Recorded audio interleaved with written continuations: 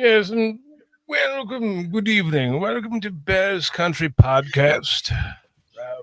I am George McCaskey, your host, and we're here to have you here, uh, all of you in chat. We appreciate you Excuse me, joining sir. us. Sir, will you please leave? You're on the wrong podcast. I'm sorry, sir. I don't quite understand you because you don't speak proper English. You notice the brothers ain't even bothered to join in on that one. We're trying to build something beautiful and perfect here, and I just want you all to know that I have got this under control. I'm sitting in the upper deck of the Titanic right now, drinking my tea and crumpets, and the ship is sinking, and I hope you all have fun going down with it. Kenneth Davis is looking at me like, you fucking asshole. So I'm going to turn this around. 1 minute and 46 seconds. Yes. Guys, welcome to the show tonight. We're going to have some fun. Our guest, as you can see, is the awesome, jovial Kenneth Davis. We're going to have some fun tonight. Kenneth, I'm sorry if you didn't get my joke. I'm trying to like. Oh no, I got it. Okay, it wasn't funny. It just wasn't funny. It just wasn't funny. There you go. It was terrible. The accent wasn't bad. The accent it wasn't great, but it wasn't bad. It wasn't trash. But I got Even though we don't speak with an accent. I'll say, you know what? Say that. I'll let you finish the intro. Keep that because it's something about that I do want to dive into about that, what you just mentioned as far as ownership and stuff like that. I do want to dive, but please, I don't want to interrupt your open. Please continue with Allow me to put my glasses on backwards again, upside down. The point that I'm trying to make here, Mr. Davis, is that we are completely bass-backwards. We do everything bass-backwards. I wear my jersey bass-backwards. My glasses are upside down. And I am drinking tea and crumpets, which is actually wine on a saucer. My head is on backwards as well. And if you have, I would love to know, Mr. Davis, if you have any confidence that I can possibly correct this ship and prevent it from sinking after it's hit the iceberg back in 1979 when my uncle passed away. I would love to know if you have any input on that, sir. He went a little Scottish in there, too. All right. This is some good shit right here. All right. Because now, and it's like one of my guys, and like he like anytime on the thread, he brings up ownership, and nobody really responds. And I love him because I don't want to even ding him with it. But before we came on air, everybody, I was talking about I enjoy distancing myself from things I can't control. All right. And I reported for the Bears. I did a show for talking about the Bears. So even when the Bears are good or bad, and a lot of times they've been bad, I still had to go through the ups and downs. And even being a person in media, I still have an affinity for Chicago teams. I don't have to even separate them. I'm a Sox fan, but I don't hate the Cubs. I'm too grown to be like, I hate something that's not trying to stop my ass from existing. All right. But the thing is this. So he had put all the articles up, and I want to be like, like my dad raised me on why? Because I'm like, why is it McCaskey's outside of Halas? And he was like, his son passed, and he was supposed to take over, whatever. And the thing that I haven't said is, how the hell do we know he knew he was going to know what the hell he was going to do? All right, and also until they said, me personally, I can't dwell on something that I don't think is going to take place in the near future. Now, after perhaps wherever they build a new stadium, then we can kind of get into this discussion. But I'm not going to spend, and this isn't saying that we can't discuss it here. This isn't like a shot at y'all. I'm just telling you how I usually move. I'm not going to spend too much time talking about ownership selling because at the time being, they're not selling. Because, it's going to be stadium first, and then let's see how much cash we can rake in from that.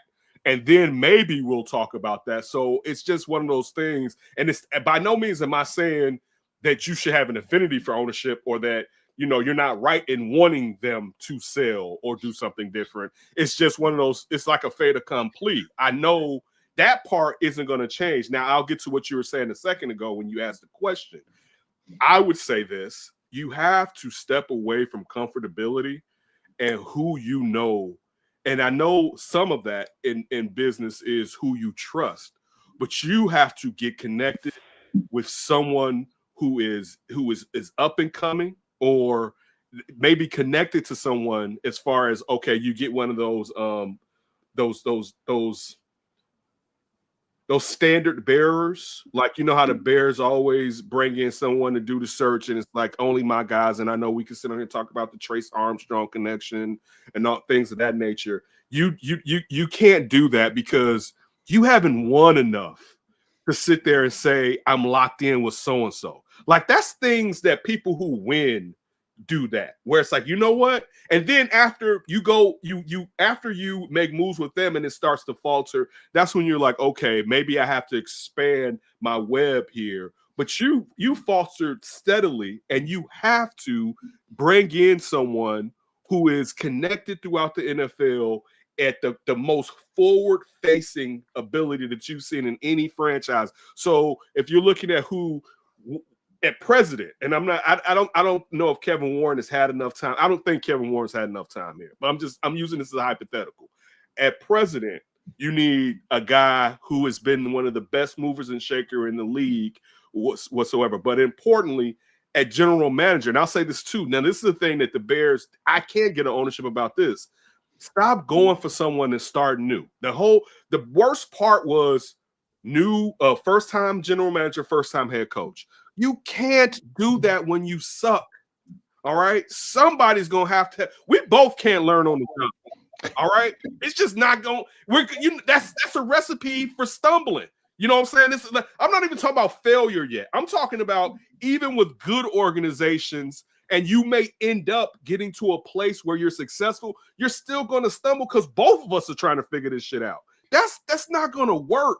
So either the general manager it's been someone that's has shown a great indication in pro personnel and in draft, and then you bring in a head coach that can help him, or you bring in a seasoned general manager and let him, perhaps because he's seasoned, pick a coordinator that he's seen and known is going to be that next guy. But the two tango of ain't nobody did shit. It's and they're talking about business too. Nobody, I think most people here have been in companies. I worked for a company for almost 15 years that was acquired at least 4 to 5 times while I was working there, right?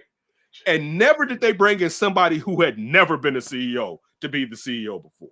Never did they say, we're going to bring in people that don't know nothing. Well, we're going to bring in people who are doing this for the first time. I won't say don't know anything, but you've never been in the hot seat. You know what I'm saying? And that's the problem with this thing. Dog, you just going to have to pay some serious bread, and you're going to have to inflation. Yeah, you're going to have to do that and step back. You know what I'm saying? And that's so to me, to answer your question as far as when you're talking about George and what you need to do, because I'll say this. I'm not a Ryan Poles has to go guy, but I'm a Ryan Poles. If you fired him, I'm not going to fight for him. Because, and I'm gonna tell you why, and it's something I've come across in my mind just the last couple of days in my own head, because I don't listen to a lot of sport. I don't listen to as much sports radio because I don't go in office. So a lot of things that when I used to go in office, I would have time to absorb a lot of stuff. And also, I don't just want to sit here and regurgitate somebody else's stuff. But the thing is this, even if I think on the periphery, and when I mean periphery, I mean outside of the trenches, or let's just say the offensive line, because I don't think the defensive line is trash. I know it's been neglected, but that's the only way you kind of strung out Flus, but Flus should have never been brought back this year. That's the biggest BS. There's no way when you were going new quarterback again, you should have done there's a chance we may have to bring in another offensive coordinator. He got to learn another system. It's just, how many times are you going to do shit like that? And I mean, I'm not dropping jewels here. All of us know that. And this is the thing too, even if you thought Flus had a chance, you still had to fire him because your own history, it determines you can't do this because usually it fails. So you can't say, you know what, let's try it. You got to be like, you know what, Flus, I'm sorry. We've made this mistake before where we brought in a rookie quarterback and with a lamed up coach, and it failed us. we don't want to do you like that, and we're not going to do us like that. So we're going to have to let you go. It may not be fair because we scrapped this during your first. And I'm not saying I thought he was going to figure this shit out, because last year let us know. And even with what the defense did last year, there was still no reason and this is what people, and here in Chicago, we always had this thing where most sports time, I hate to say that, like here in most sports fanatics have an issue where familiarity means I want you to stay, or I'm afraid to find out what something else can be. And after last year, you found out he's a really good defensive coordinator. That's what you found out. But when it comes to picking a staff from character and so on and so forth, that's not his strength. So there was no reason to say we can't find somebody else to run a 4-3. There was no like, man, this is some difficult shit running this Tampa 2, or even being in nickel majority. But you get what I'm trying to say. Like, it wasn't one of those things. And I'm not going to say at times he didn't have a knack for doing well on defense since he took up. But see, my problem with the Flus thing was, I don't know if he would have come down and got his then defensive coordinator to do what he wanted, because the defensive coordinator wasn't doing it prior when Flus was letting him do. So to me, that's another knock on Flus, because at one point I'll be like, listen, motherfucker, you gonna do this shit like I want you, because you gonna get me fired and you already in some trouble. I'm just being, I always equate things to real life situations. You tell when your friend is doing dumb shit, you tell your friend, hey, you know they looking at you. Like, anybody who's worked at a job knows this. Hey, and your friend could be complaining, man, they doing this, they don't know this. Oh, hey, you know they looking at you, right? All right. And then you tell them a couple more times, and then it gets to the point where when it's coming on you, you like, yo, whatever. And that to me is where the Poles situation is, where he kept Flus and this is the wildest part. We should say this on Under Center. He could have damn near got 2 more head coaches out of this situation that he fired Flus last year. Because people would have been like, because even if you look at the narrative, and I'm not even saying that it's not true, but when the same thing that we gave grace to Ryan Pace for, where it was just like, you know what, Fox was predetermined to be the head coach. Pace really didn't have a chance. That was the same scenario with Poles. But now you see it's like, man, Poles kind of knew and all this. So now you down to one more coach when you could have gotten rid of him, and people would have just been like, y'all was rebuilding. He wasn't a good coach. And then if you kept doing what you were supposed to do, is drafting and pro personnel, we would have been like, man, keep him, because at least he's providing talent. But now you put your ass on the line for Flus, which made no damn sense. And I don't care if he's a good person, he's still getting paid. Now, I'm not a person that's like, man, first thing I'm gonna do is come out saying fire somebody. But let's be honest, when you're making millions of dollars, he's straight. It is, like, dog, you're straight. You may not feel it's fair, but this isn't a fair bit. Dog, people get laid off who are productive. You know what I'm saying? It's just because companies looking at the bottom line. So you get millions to catch this L. What do we say, guys, growing up about why athletes get paid an exorbitant amount? Because they can get traded. It's like, hey, I understand it's not fair, but you got enough money to get you another crib, a nice place, wherever the hell you going. Green Bay, and I'm not even saying it as like a Bears fan. I'm just talking about it's nothing to do. You know what I'm saying? Like, you may not be able to do shit, at XYZ place, but you can bring it there because you got all this bread. Same thing applies to, dog, we seen the crib, not the lake. We seen the kid. It looked like Kennelsworth. It's on the lake. We saw the crib that you had, man. You shouldn't have even invested. I don't know if he owned it, but you should have never invested that much. Even though I'm sure you may be able to get a good amount back. But for him to be like, my first crib, I want to own the. You know how much those houses cost that are right there with you? You need to get a fucking Under Center podcast again, Kenneth. You've been talking for 12 fucking straight minutes, man. You can tell you are done with this. Like, this team it has broken you. It has bent you over. It's done the same thing to every one of us. And your passion right now, to where you are just. But I'm not upset. I'm just. Oh. But I try to speak the truth. I just try to speak grips with it. I try to speak common. I think Midwest people. I'll say this. One thing I'll say about Midwest people, and we have the same problems that a lot of other people have, but I think we deal with common sense really well. All right. I think people down south do. Yeah, I think common sense is something that you got to kind of not want it to get it when you come from the Midwest. All right, like, and it's just why we love passive aggressiveness. Because of common sense. We're like, I'm going to use passive aggressiveness against you right now because you have no common sense. Or I'm gonna be passive aggressive because you don't want me to get aggressive. All right, because that's the part of it. Like, I'm gonna be passive aggressive because common sense wise, like, you don't want me to flip that trigger. But no, it's just why. And I would love to, like, I will find this out. That will be something within the next months that I want to find.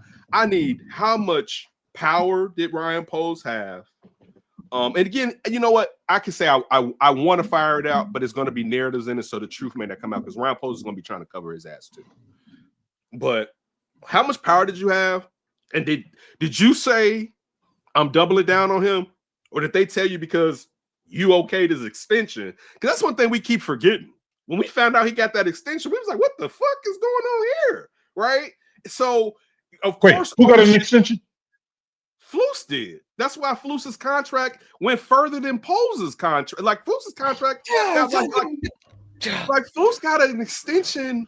Either like what before, like he got an extension. Like Flus had I believe it was a 3-year deal or what. He got an extension.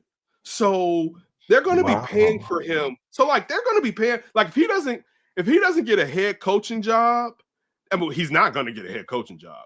But he's going to still be paid by the Bears. They extended him. All right. So was it a situation that the extension, and I'm going to give ownership credit. Is ownership like, nah, you extended his ass, right? Because you did it. And did you allow pressure from, I mean, I don't like to do conspiracy theories. Is this the agent? Come on. We do. We love to pontificate here. I don't. No, is this an agent situation? Where it's like, because look, anybody that's representing Flus is going to say this. Let's just be honest. The first year you ripped everything down. You ripped everything down the first year and a half, right? Like you ripped it down. He wasn't going to have a winning record. He was not like that. It wasn't the goal for him to have a winning record. That's just the truth. But you would hope a culture would have been built, but that's also the problem when you're trying to get to the bottom of the basement. There's a chance that you will never be able to truly build a culture because losing has permeated the situation, and you can't unpermeate when you funked up the place with losing, right? And also accountability. Accountability was one of the biggest issues for this coaching staff, and I mean from the head coach on down. So of course, Flus's representation is going to be like, listen, it's going to be easy to get rid of him. We would like some security. You got to shoot a straight shot and be like, I can't give it to him. And that's what, to me, if Ryan Poles was like, you know what, that's my guy, I want to give him the security, well, he got to take that hit for making that decision. And I don't have a very long leash, and I hate to use. I was looking for something else to say. I don't really like to use the word leash. Short leash. But when it comes to Poles, because one, and the biggest thing, and last year there's been a couple people that would get on me about the offensive line. Ian Cunningham and Poles have told us, basically, or inferred it, that we can find offensive linemen, right? And you've been terrible at it. You've been honestly terrible at it. The development. I asked. So it's funny. I used to ask Josh, I asked Josh the year before last. I'm like, why doesn't Simo get any hits? And it was kind of like Simo knows what he's doing, but it's more about the talent they're bringing in. And then like this year, it's kind of like, well, I can't say that the same thing about Simo, And of course, when and the people have an affinity, they have a working relationship with these coordinators and coaches, so it's easy, is to look the other way. But they haven't developed any offensive line. Offensive linemen that were here before Chris Morgan got here have actually regressed from where they were before. When you're talking about Borum and Jenkins. Like they were better prior. Jenkins may have been hurt, but he was a dog when he was out there. Yeah, Borum was a guy that was like, whoa, what do we kind of have here? And so like, and the guys that you brought in, the extra hope of Braxton Jones. There's like to still do the Braxton Jones. Listen, it's too early in this regime to try to prove you're right. You get failures in this situation, but when you're like, "Nah, I got to show you," just the same thing. And look, I would have been a person. I'm not going to sit here and act like I wouldn't have done it. I probably would have kept what was the kick returner's name? Jones. What was the Bayless Jones? Yeah, Bayless, Tennessee, USC. Look, I might have kept Bayless on, kept him instead of cutting him before the season started. You know what I'm saying? But you got to realize, dog, sometimes you just got to accept you're not going to hit on every draft pick. We all know that, right? He had an infinity for him because it was one of his first. Yeah. It's one of your, and it's just like, dude, you got at this point, no one's going to be that upset when it's like, man, if you give us 15 good guys and miss out, and they weren't all first round picks, miss out on 4 guys in the first 3 rounds, we're going to give you a pass because no one hits. That's not usually how it happens. But when you're doubling down on guys who haven't proven anything, that's when it's like, dude, come on now, man. And that's Kenneth, I apologize for talking. Finish that sentence. And that's where an issue with Poles arises, to where he for some reason is laying his neck across the guillotine when he didn't have to go down there. You didn't have to say let them eat cake. You didn't have to do that. You could have kept your neck out of there, but you was like, and you put it down there. And if it falls, I'm not going to be like, that's wrong. They shouldn't do that. That's not true. Well, Kenneth, I want to thank you for joining the show tonight. Last time we kept you so long, you were sitting here like this. So I get it. Like you're like, I'm just gonna come in firing on all cylinders tonight. I'm gonna say everything I gotta say, get the fuck out of here in a half an hour, and leave these guys to their accord. That's what I'm trying to do. A quick half an hour on your ass. Well played, my friend. Well played. Guys, let's get to chat really quick because it's blowing up. Scottish Bear, Atmos, Slick Sophistication, Amphiaris, Bearski, PJ, you can help me out. Keds. Man, I'm working it. Okay, Our chat's bigger. Brian Flores, Josh McGowan, Mike Grable, Hartline. I would think that's Ben Johnson, and then Salas, the former Jets head coach, are options as far as head coach. I believe we talked about this the other night when we were doing the All-22, Kenneth. Dan Campbell was not an offensive or defensive coordinator when he was hired. John Harbaugh was a special teams coordinator when he was hired.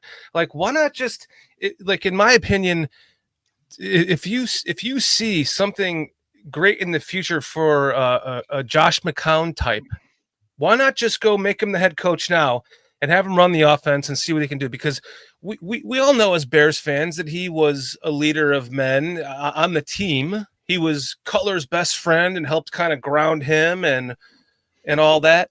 So I don't know what happens if McCown becomes a great head coach somewhere else, and we're like, we could have had him if we just would have jumped the gun. And you don't have the equity built in for that. Is the problem? That's true. Now, if you're the Pittsburgh Steelers, you do it, and you're like, you know what? We started this Rooney Rule, even though this year we didn't think we were going to use it. But Mike Tomlin comes in and blows your doors off, and he's, a defensive back coach, and you're like, I think he may be it.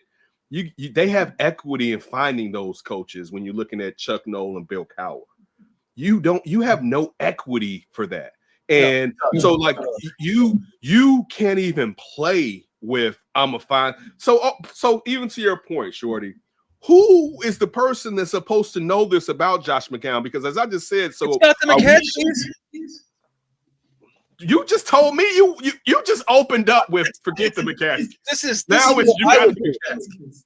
Yeah, but so you trust that should alert you not to do it. If everything you said about the McCaskies in the open, if that was the way they should lean, you should be like, go the opposite way. Because I know you don't know what they're doing. Whoever they pick, just go against it. You can pick their next coach out of the lineup, right? Like you put them all up. You find the dorkiest guy, that's the next head coach. So for me, I think, and I'm willing to lose out. And I like the part where you said if Josh McCown's hits, I'm willing to be a person. It's the same way I would say this about Kyler Murray. This was when Kyler Murray was looking like, man, you should have drafted him. But I'm a height guy. I was never drafting Kyler Murray. It was like, and listen, I'm Roll Tide all day long. I was never drafting Bryce Young. And I think Bryce Young will be better in the NFL. But just how slight he is, I'm not taking that at quarterback. Even with the rules, they're going to get hurt. That's just even Caleb Williams is on the spectrum for height. He's on the spectrum. Believe that. And I'm a Caleb guy, but he just he barely gets past where I'm like, okay, like you barely, because I'm really a 6'3". I'm really a 6'3" guy as far as I want you to start at 6'3" as far as my QB or whatever. But to get back to your Josh McCown point, they don't have the equity to tell me someone that hasn't been a coordinator, right? And also, I have this fear now where I don't even know if I want a guy that hasn't been a head coach, which I'm a Ben Johnson guy. That's an overcorrection, though, isn't it? You could be. That's a great point. That's a great point. But you don't have time. Okay, so for the whole Civil War that took place last year, right? One of the things that I used to say was this. You can say Justin and Caleb are the same talent level, because I'm still a Justin guy. You got to move. For one, I want to move Justin because he was going to get clobbered by Bears fans this year. The lease was going to be so short. When you know that Ryan Post was going to draft J.J. McCarthy with the second pick, there was no reason to play with Justin Fields where he's trying to find a place, if you care for Justin Fields in the NFL, when Bears fans, half a Bears fan base had turned, and the front office had already said, we're going to bring in somebody that they can say, well, they can supplant him if they're not doing well. And if the offense wasn't running well at one point, they were going to blame him, regardless of now we know it's everything about the offense or whatever. But point being, on why, getting back to what I was going to say, let's just say Caleb and Justin are the same. Caleb is at the beginning of his deal, and you had to pay Justin. So in all fairness, and this is just real NFL, if you believe that neither one is better than the other one at this point, and you're bringing in a new offensive coordinator, you should go with the guy that you don't have to pay for another 5 years. So getting back to your point, as far as stats prove otherwise. I didn't hear you. Stats prove otherwise. Caleb Williams is already throwing for more yards in the season. I'm a Caleb guy. Okay. I'm a Caleb, but look, I'm a Caleb guy, but I'm just still saying. I'm still pointing out that the reason behind what you're saying in the overcorrection, the reason to go with it, you're going to mess around now, and by the time, and this is if, because it could be the Bears hurt Caleb the same way I believe they hurt Justin. He's going to be coming up for his contract because you're still trying to figure out who the hell the head coach is. So, like, that's where it's like you don't have the time to get someone who's trying to figure this shit out. You really kind of don't, right? You're in. It's you started it, man. It's in the moment. You got to do it. And you spent all this money, right? Like, they spent bread this past offseason. So we know Keenan Allen is gone. Keenan Allen is not staying around for this. Right, he has a few more NFL seasons. He's not going to get here. Rome's going to have to take another step now to be that guy, which that may have been the plan regardless. But point being, you got Sweat on the deal right now.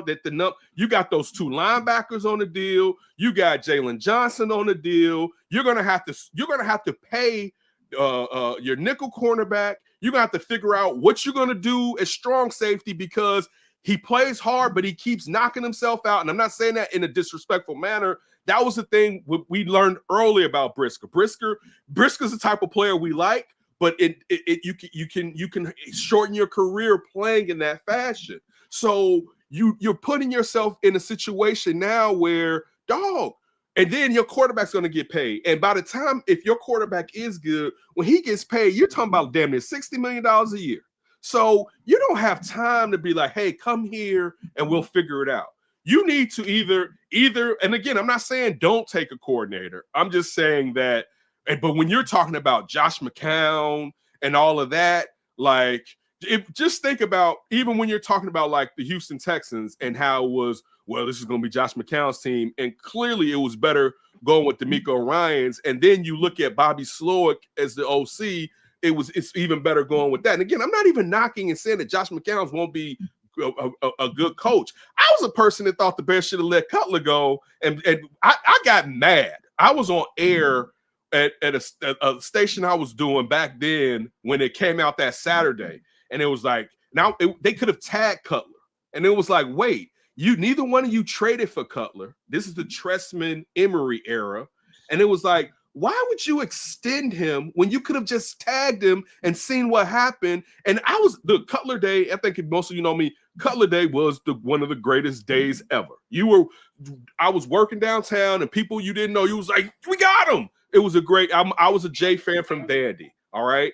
But still the point being, and this is a Bears problem, sometimes you have to cut bait.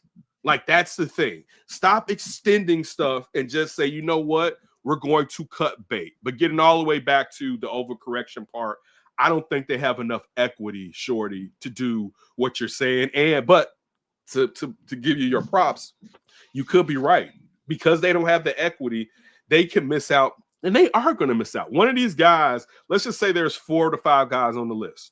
And let's just talk about the guys who haven't been head coaches yet. One of them is going to be, 2 of them may be good, and you may get one, you may not get one. So it may happen. That's just how life works out. You know what I'm saying? But I don't think you have the equity to play around. You know what I'm saying? Like, they do not have the equity. They have equity is built through the course of time, right? And they have built absolutely no equity at all. There is nothing, Kenneth, and this is why I wanted you on the show tonight, because you're like preaching everything. That's why I just put the banner down there. Bears Country Podcast does endorse everything that you are saying tonight, because you speak for all of us right now, and you're ranting and you're going off. This is perfect. It leads right into what we wanted to talk about tonight, at least what I did, is that nothing will change unless they sell this team. They're not going to sell the team. I don't want to get into the speculation of, because I'm not a lawyer. I don't know what the current laws are, but from what I've read, inheritance tax is a real thing. And if they figured all the inheritance tax shit out, then the day that Virginia, it's figured. I'm sure it's figured out. They know. This right, isn't like where they would owe $3 billion. Yeah, but think about it. I think when you look at what happened, where Snyder got, the Washington football team, and I'm not going to use the slur's name. It's something I've been saying for 15 years. I don't care. I don't mess with it. It turns out that it was actually designed by an actual Native American, and he endorses it. You know what? You could tell me that something was founded by a Black person, and I could find out that he's Clarence Thomas, and it wouldn't make it better. All right? Like, so please miss me with that. Like, man, as a whole, if you told me they were the Washington Blacks, and you were like, but it was designed by a Black, I'm like, well, that makes no, it doesn't make it okay. Don't do that. We're not. Don't do that to me. Fair enough. Right?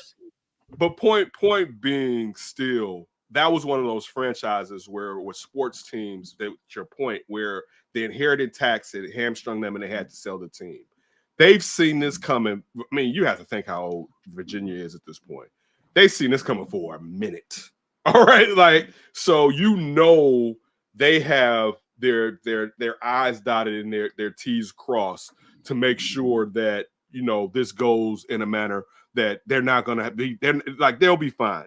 This team would probably. Well, I wouldn't say they would have sold it, but we would know that by this time, being Chicago, how excellent our investigative journalists are, we would have known that this was an option here in Chicago. I promise you that, because people would have been like, yeah, like that's not going to be the reason they sell. It's going to be because even think about it. And again, I'm not, and I know people are going to be on here like, I can't stand ownership, and that's somebody's great grandma.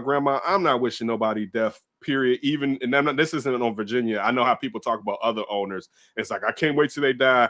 I just don't rock like that. You know what I'm saying? Like, that's just not how I move. I'm not wishing death on nobody that ain't killing and raping. All right. Like, this just not my modus operandi. You know what I'm saying? But still being, how long it'll take to build a stadium.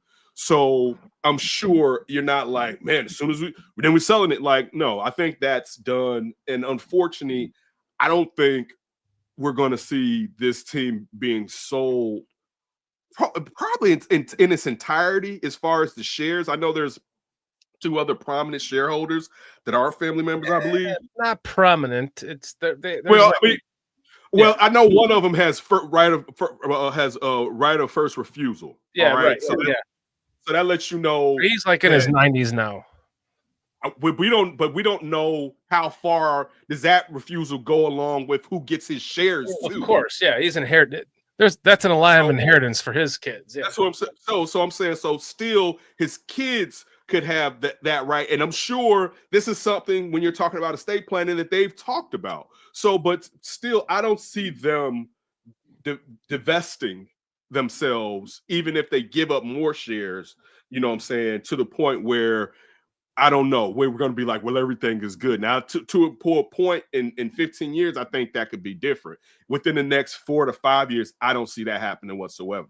So for me, and again, it's hope springs eternal.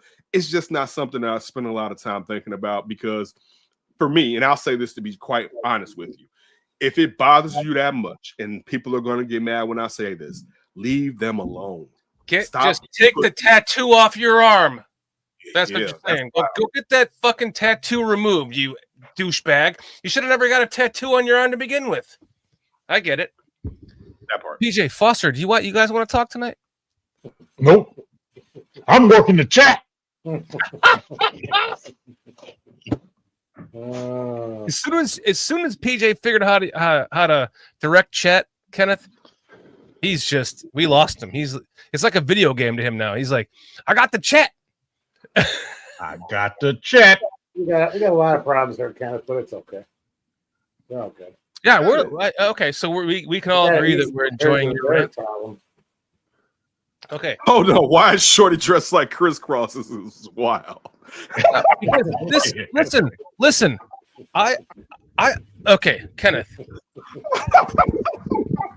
I love that. Last year, a couple years ago, made friends with a British Bears fan named Chris Watts. Hi, Chris.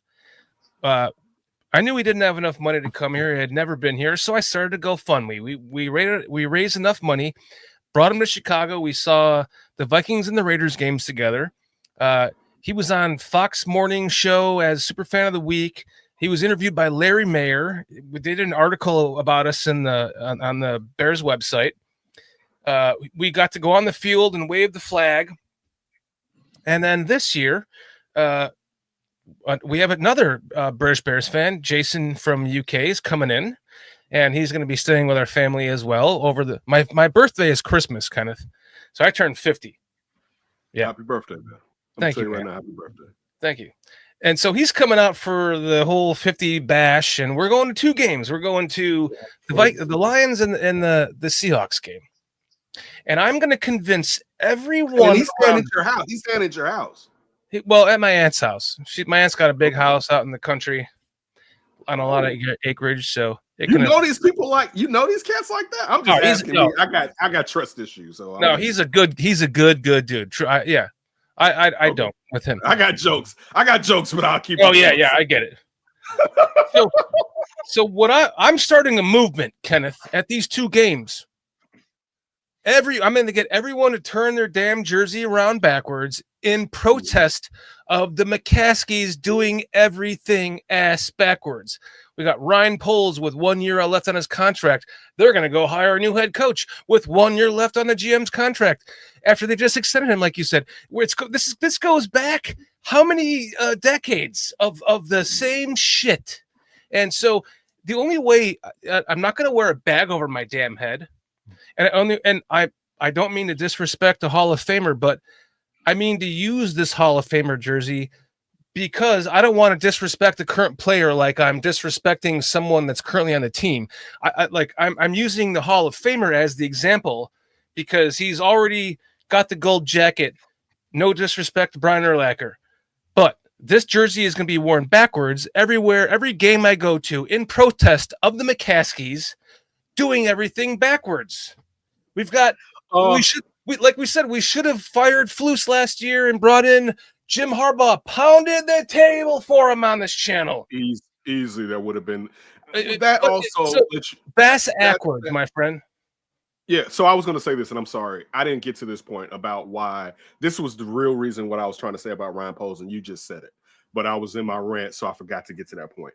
Now you're putting yourself in a situation where you're going to do the GM on with the new coach, and he may be on his way out. So Correct. then the coach is going to be with the general manager if Ryan Poles gets fired that doesn't want him.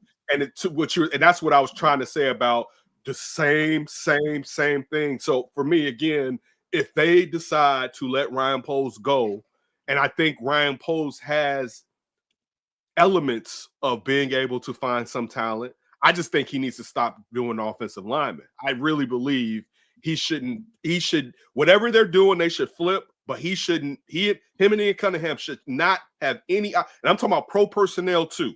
Get out when it comes to that. Look, I don't care what you did in the past, as far as in your college careers, let that go because you haven't done it here. And if I'll say this, if you find someone that does know what they're doing, study what they're doing, and then perhaps if they get hired someplace else at a higher position, emulate what the hell they were doing. But stay the hell away from whatever you've been doing, because that has been the worst thing about this team since Ryan Poles has taken over this team, as far as the offensive lineman, pro personnel, and from the draft. I know we still have to figure out if Darnell Wright is anything, but outside of that, it's all up for grabs. Like when you look at now that line and you're like, well, how many holes do we got? We thought maybe we just had to get a tackle and a guard, you know what I'm saying, this offseason, or tackle in the center. And it's like you only thing you have is to still find out what Darnell Wright is. And damn near everything is open because Jenkins has to get paid. Are you paying him? How much is it going to be because he can't get real money that you retain him? But it's just that's just where it's just one of those things where it's, I can't defend it. You know what I'm saying? And I shouldn't defend it. Let me say that it's not my job to defend. But I usually don't look at something looking at everything in a negative fashion, and it just doesn't make sense. Okay, I've seen one thing. So you probably don't want to go down the Muggs Halas road with me. I don't know. The problem with that is that's enough said. You just said I don't know. Okay, enough said. And listen, I'm gonna have to whisper this because every time I talk about this, weird shit happens on this channel. Okay, I'm not kidding. Like one time, I lost all of my audio and my video, and I was just cut off from the stream. So does that mean Muggs wants you to stop bringing him into it? No, it means that the McCaskey. Is Muggs like this? I'm just saying. Watching. What McCaskey ghost is? It has to be Muggs' ghost, right? Listen. Or is Papa Bear Halas actually like Muggs is like leave? Look, I think this is the thing Muggs is trying to tell us all. Leave me out of this. It's not Muggs. Okay. Do you know? So Muggs Halas, George Halas Jr. passed away in 1979 of a heart attack. He was the heir apparent to George. After he passed away, Virginia became the next in line to inherit the team. I have to whisper this. So then after George passed away, Virginia and the McCaskies, I'm whispering, they wrote both of Muggs Halas's children out of the will. And all I'm going to say is this, and I'm going to let you do your own research because, you know, you're a smart guy. You're a fucking passionate Bears fan like us. Just go do the research yourself, okay? After that, the Muggs Halas children and his ex-wife took the McCaskies to court because the McCaskies and Virginia wrote his children out of the will. They exhumed his body, Kenneth. And in the second autopsy that they did, the coroner found that all of his fucking organs had been replaced with sawdust. And the coroner said himself at the time, this is unusual. We don't normally do this because if we need the organs for a future autopsy, said this current autopsy, those are available for the next coroner or the next, surgeon to look at, coroner to look at. And he said, this is not normal.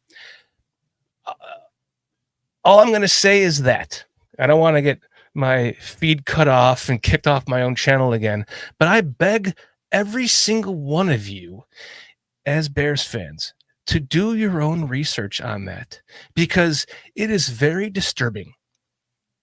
This should be the son of George Halas that inherited this team. It should be that son's children that inherited this team after he died. It should be Stephen and his sister. And they never got the chance because they were written out of the will. Why? Why would you write them out of the will? I'm not making a conspiracy theory.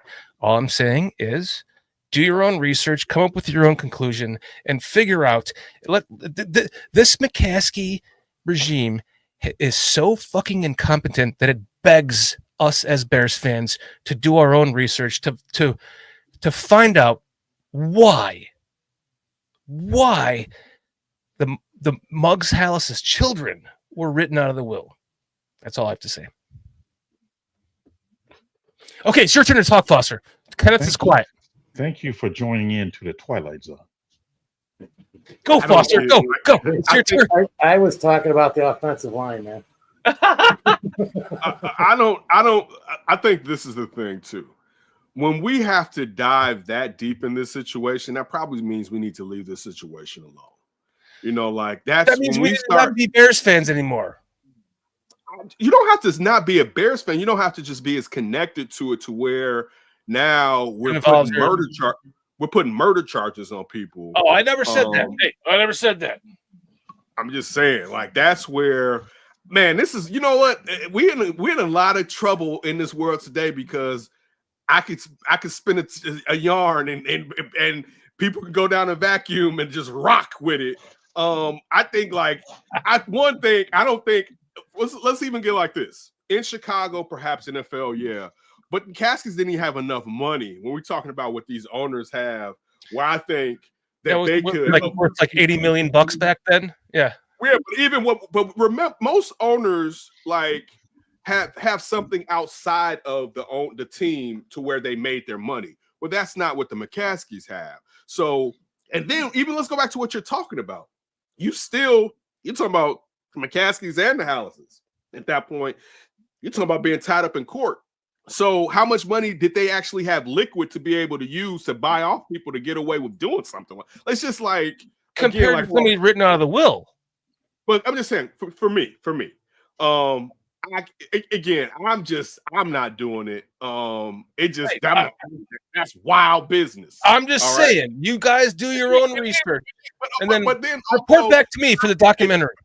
Do you know how many people have done irreputable things to people that died, and we don't put a curse on it? But the new thing now is the Muggs curse. Man, they put sawdust in his wait, you're the one that said that. Hey, let me just wait. I never said Muggs curse. You're the one that put that into existence. That's on you now. There could have just been a bad a bad mortician that was just damn, everything we talk about these family being cheap. And remember, they were cheap until 15 years ago, right? Fair enough. I agree with you. They could have sent him to a hacksaw mortician who just threw everything out man. We got that dust. We got that sawdust to them. Hey, for the sake of getting all my audio cut off again, I totally agree with you. You are dead on. That's just. I'm man. Listen, this is. I'll say this: it's good that you're bringing people from across the pond here. That's fantastic.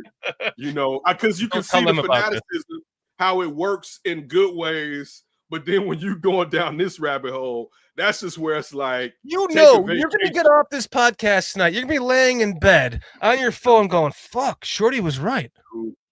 What is he talking about? You're going to be like, yeah, maybe I will be a part of this documentary with him. No. Listen, y'all trying to get screwed. How much and now, so this is a whole different McCaskey era.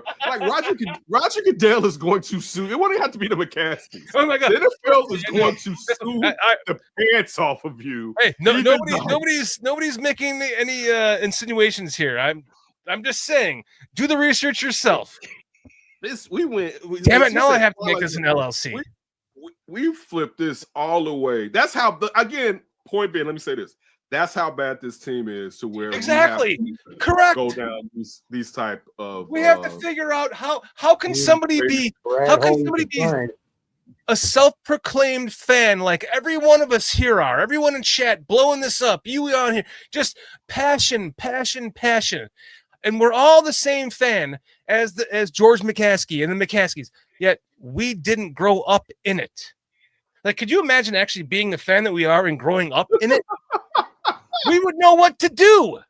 Like, how is it so fucking difficult? You have to find other BCP's giving me nightmares. You have to find other reasons to make sense of it. No, we don't. You answered it. They don't know what they're doing, and they're not bringing. You and I know what we're doing more than they do. How is that possible? I'll say this. No, I don't. I don't know. Make you dig your own grave. At this point, that was hilarious. A few of the last ones out there have been great. I don't think I could say this. I think I know what I will have to do, but when you're talking about, there's so much more. Let's just say I take over that position: finances, resources, so on and so forth. My point being, though, I think they don't know to get out from under themselves. Where it's like at some point you have to. We all know what the definition of insanity is, and they may view it as I'm not doing the same thing because I'm getting other people. Your net is too small. Your net is so small, even though the fish look good, you're still getting the same two or three different types of fish, where you need a wider net so you can bring in like 8 to 9 species of fish to really figure out what you need to be eating to help your diet, to benefit you with your diet. Like, that's more of the thing to me, where it's like you have to, and that's the thing, and I don't know. I don't know if that will be Kevin Warren, because at least Kevin Warren does have connections. Kevin Warren has detractors from people from, the Big Ten and things like that. But at least we know he's been a higher up in the NFL. He was a higher up running the Big Ten. All right. So we're not talking about someone whose net should seem as shallow or small, but he still may not be the correct person. But at least we haven't even gotten to the point to see what a new team president, because I know before they had to get Phillips out of there. This was the Phillips discussion, right? This was 3 years ago. This is what everybody was saying about Ted Phillips, and then going down all the alleged things that Ted Phillips had going on with Ted Phillips. Wait. And Ted Phillips retires one goddamn year too fucking early, Kenneth. And then we bring in Kevin Warren, and Kevin Warren's like, no, I got a beef with Jim Harbaugh. We can't bring him onto the team.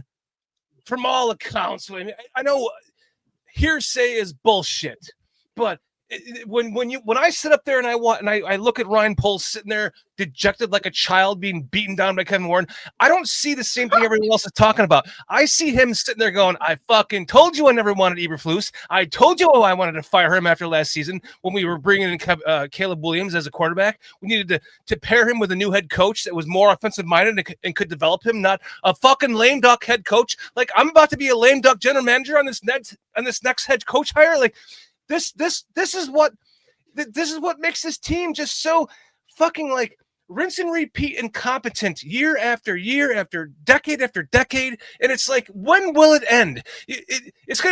They will never hire someone that will have more football knowledge than them. Like there's new reports coming out that Bill Belichick actually would like to have been interviewed, but then he chose to go to UNC and bring his kid along to succeed him when he becomes head coach there. If that really is, I'm not saying it's true, but if it really is, it just proves the point that you can pick the fucking next head coach out of a lineup that the McCaskies and now Kevin Warren, who was also hired by a fucking consultant firm to be the new president. Like, I would have rather have just rolled the dice with Ted Phillips to see if he would have taken Jim Harbaugh last year, because he might have just been like, well, I got one more year left, might as well just roll the dice on it and see what happens. And then he could have left as the savior of this damn team. PJ's loving controlling chat, so he's dying reading it right now. Like this is the total incompetence of this team. Like, when will it end, guys? It's my fucking jersey is going to be backwards until it does. That's all I can say. Sorry, I actually shut you guys. We're gonna bury him like that, Kenneth. I'll be like this. Boy. I'm gonna say this too about the Bill Belichick thing. I think that's a lot more to do with Robert Kraft than anything. I think Probably. when your owner comes out and is hating on you, when people are thinking about hiring you, and the owners club is what it is, a club, I think that's gonna hurt you with other owners where it's like, dog, he won you 50-11 Super Bowls. But when Robert Kraft's like, yeah, don't do it, I think that's gonna be an issue in general. Also, it hurts the fact of what the Patriots were after Brady left. I was a Belichick guy, right? I'm gonna be full with you. Belichick has been knocked down a couple of rungs because there wasn't enough success. Brady. Right. There wasn't enough. Brady. It'd be different if Brady didn't win a damn Super Bowl and could have won another one if Sean McVay's stupid ass didn't almost take his foot off the damn gas when they were going up against Tampa. All right. And it was like, what the hell are you doing? You got to kill Jason. You don't give Jason a chance to get up. It was like, what the hell? Why are you getting scared, Sean McVay? And Brady almost came back, all right, on the damn Rams the year the Rams won it at home at SoFi.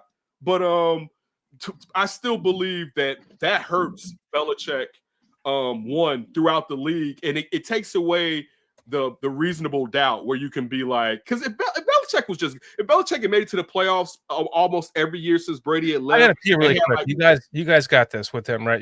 Can you guys control Kenneth? Put this in the chat. I gotta pee really quick. I'll be right back. Hey, no one can control Kenneth, but I do want to give a shout out to my my man Jonathan Johnson. He's my childhood friend. He joined us in there. So thank you, John, for joining us. Appreciate it. But Ken, you was on a roll there, bro. That's all I got to say. Now I'm going back to the chat. Again, my point being is I think that, and I'll even say this, I think Robert Kraft and Bill Belichick's performance built in enough reasoning to doubt that just bringing in Bill Belichick can fix everything. Because, and the crazy thing about him going to UNC, I think it fits him so well with knowing that the college landscape is so much closer to the pros where you have to recruit your players every year because they can transfer. So now in the pros where it'd be like, yo, dog, I want to get traded. Like that's a lot more akin to what these college coaches aren't used to. That's why I praise Nick Saban, regardless if he's not the greatest person ever, he's still the greatest college coach ever. But that's why Nick Saban is out, because Nick Saban is like, I'm not recruiting you kids through the year and going through all this with NIL and doing all that. But for Belichick, it's like, dude, I'm basically doing that anyway. And particularly since he likes to do it discount shopping. But look, Bill Belichick has a kink for discount shopping, right? If you tell him, go ahead. I would agree with that part, but I think where the disconnect will come, he'll be able to get them in there. I don't think he'll be able to retain them. Because once they get in there, they're like, no, this guy's too hard. He's not letting me do my swag or whatever the case may be. Saban was able to do it, but I'll tell you this. I think you have a great point. I think initially he's going to bring in people that knows what they're getting. I think he's still going to get, and it won't be this year. He may get some kids that are flip. He's not going to get at UNC like kids that are in the top 50, a bunch of kids in the top 50 right now. Right. Now, if he shows success, then you're going to start seeing kids being like, because he's too connected to the pros. Like that's one thing when you know that the same way where Saban was with Alabama, where it was damn near like, wait, you got coached by Nick Saban? Yeah, come bring your ass up here. There's going to be coaches that are like, yo, I know that you can fit this part of my scheme because you did it there. The same way Belichick felt about players that played for Nick Saban, particularly defensive players, because he was like, yo, you know the vibes, you know how I like to run this scheme or whatever, and the versatility that I like in players. So I'm not saying he's going to win there. I just think for him, it gives him, because I think this is the thing. Of course, Belichick is going to tell us he doesn't want to be the general manager anymore, right? But we know he wants to be the general manager, right? Like, what did Bill Parcells tell us? Don't sit there and tell me how to make the dish if I can't buy the groceries. You know, Belichick wants insight into groceries, which most coaches do. Like, I mean, again, but he having autonomy showed that he didn't deserve autonomy, and the things that caught up to him where he couldn't see around the curve with these players in no fashion that he could now the last 7-8 years. But even before Brady left, think about the wide receiver core prior to Brady leaving. Like it's and then they were never great wide receivers, but he could find him a scat, a little he could find him a slot guy that could be dynamic. Some 5'10" white cat out there that could come out there and Brady could nitpick and dink and dunk and tear the whole defense up. Like, so I think Belichick found something that fit him with, because now he doesn't have to lie and be like, I don't want to run the whole program. Of course he wants to run the whole damn program. That's what he's comfortable with doing. And that's why a lot of organizations did not want to give him that. People did, because he hadn't done it after Brady left. So it gave them reason to be like, I'm not turning over everything to you. That's not what we want to do. Also, my last point, how many general managers, so let's hypothetically say, is Ryan Poles going to want to bring his ass up in here? Right? Like, because you going to do what I tell you to do, or you're on the way out. And you're probably on the way out, because I'll be able to get one of my guys to do that. Because all I need my guys to do is identify the guys, and I'll tell them yes or no. So I think that, and this isn't just a Bears thing, I think that's a problem with any general manager. And I'm not saying that Ryan Poles, I'm not saying that Bill Belichick was Bill Belichick and wanted to come here, Ryan Poles is so special that we couldn't let him go. That is not what I'm saying. I'm just saying it's an obstacle with most teams when you're talking about giving away power, and someone is willing to give away that power and perhaps set themselves up to be fired or to be neutered in a fashion where they won't be able to do the job in the fashion that they deem best to do the job that they've been hired to do. Go, Foster, go. It's your turn to talk. I'm coming in all tooch, man. I was muted. You know what? I can't. Foster's falling asleep over there. He's like, wait, what? No, because I'm sitting there like, how can I disagree with anything that you said? I really can't. 100%. I cannot. You know, and the problem is this has been going on forever. Like you were talking a while back about the offensive line last year. Well, Pete, whatever you and I talked almost week in, week out of every season for the last 3 freaking years. It's the offensive line, even. I'm just touching on one little base. It's Poles has dropped the ball, or they've dropped the ball on these so-called fixes that have not worked at positions. There's just too many things from going. You're talking about ownership. Jeez, you know, is George rolling over in his grave? No, Muggs is. Well, see, that's weird, but you never know, man. Like, they could have literally sold the guy's organs. They could have went to science, because if they're that cheap, man, you can get money for stuff. Even back then, there's just too many factors. I'm like, what's going to even happen this week, man? Are we going to get smoked, or are they going to play him decently? That's the Vikings Monday night. See, I mean, you can't even. You know what's going to happen, man. Like, people was mad at me for saying that the Vikings. People was mad at me before the season started for saying that I didn't necessarily believe the Bears could be better than the Vikings. And everybody was like, "Oh, you crazy!" And I'm like, the Vikings won the same amount of games as the Bears, and they lost their quarterback and arguably the best receiver in the league. And you don't think the Vikings are going to be good? And Brian Flores had a defense with like two dogs out there balling last year, doing any type of creative blitz he could come up with, and you think the Vikings are going to be trash? All right, and find out they're going to. I mean, I think to me, I think this is one thing. I think they needed to get from under. I'll say this too: the biggest problem that the Bears had was making it comfortable for Matt Eberflus by not bringing in someone who had prior head coaching experience on this staff in the offseason. It was the responsible thing to do.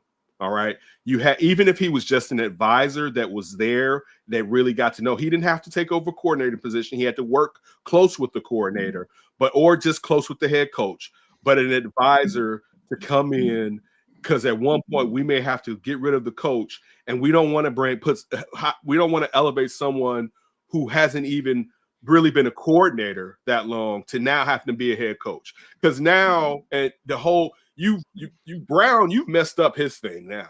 You've messed he was just getting that side of the ball average, basically.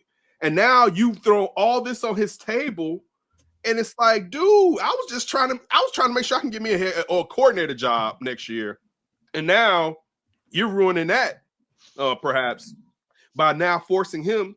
Now I'm not saying I'm saying that loosely, but elevating him thrust into multiple positions like that. It's not that easy. That was the problem with Flus going from a DC to, and at least Flus got to be a DC for several years, but going from a DC to head coach thinking, okay, there may be some stumbles, but I'm going to figure it out. He didn't figure it out. Now you're giving this to a young person who's just getting something done on the offensive side. Then you're like, yeah, figure out this other shit that's way above your pay grade, right? And it's like, so now so any chance they had of, and again, it's any given Sunday. You can beat a team just because it's football.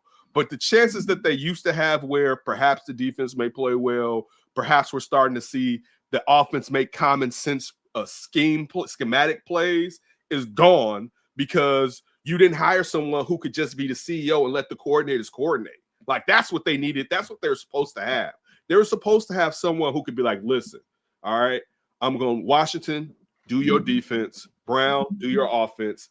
I'm going to make sure the timeouts are used properly. I'm going to say if we're going forward on fourth, I'm going to keep the organization and everything going well as the CEO, but do y'all job, and I'll just do what a head coach is supposed to do instead of now pushing Brown out, and now he's learning on the job, and we couldn't find out how good of an offensive coordinator perhaps he could be in the future. Not saying that you had to retain him because depending on who the next head coach would have been, but now that's just, that part is very bear-like. And that goes on, that could fall on Ryan Poles too, where I don't care if you and Matt Eberflus are cool. Listen, if I can get fired, my friend has to know, listen, bro, I'm going to try to save you. But one of us got to be here. All right? We both. So listen, I got to bring in somebody. This guy may help you. This guy, is a chance that if you mess this up, he's going to take your job. But there's a chance if you have him in a room with you, he's going to help you be better at the job that you haven't necessarily figured out right now. And that's, to me, if you're going to keep Matt Eberflus, which they shouldn't have, you had to bring in someone who had prior head coaching experience, just in case what we all knew could happen. You could not let you were out here with no spare, basically, and going on a cross-country trip with no spare. And you're telling me you know how to properly take trips, and it's proven no, you don't, because you need a damn spare. You don't even have a AAA card or any type of membership right now. All right, yeah. Go ahead. Chad has a few questions for you. Mm-hmm. Spoken like a true old man. First question. Hey, Kenneth, how do you really feel about the center spot? What do you think? If not, ask him and tell him it's okay to curse a little. See what he says. Just fucking go off, Kenneth. I didn't like the moves that they made.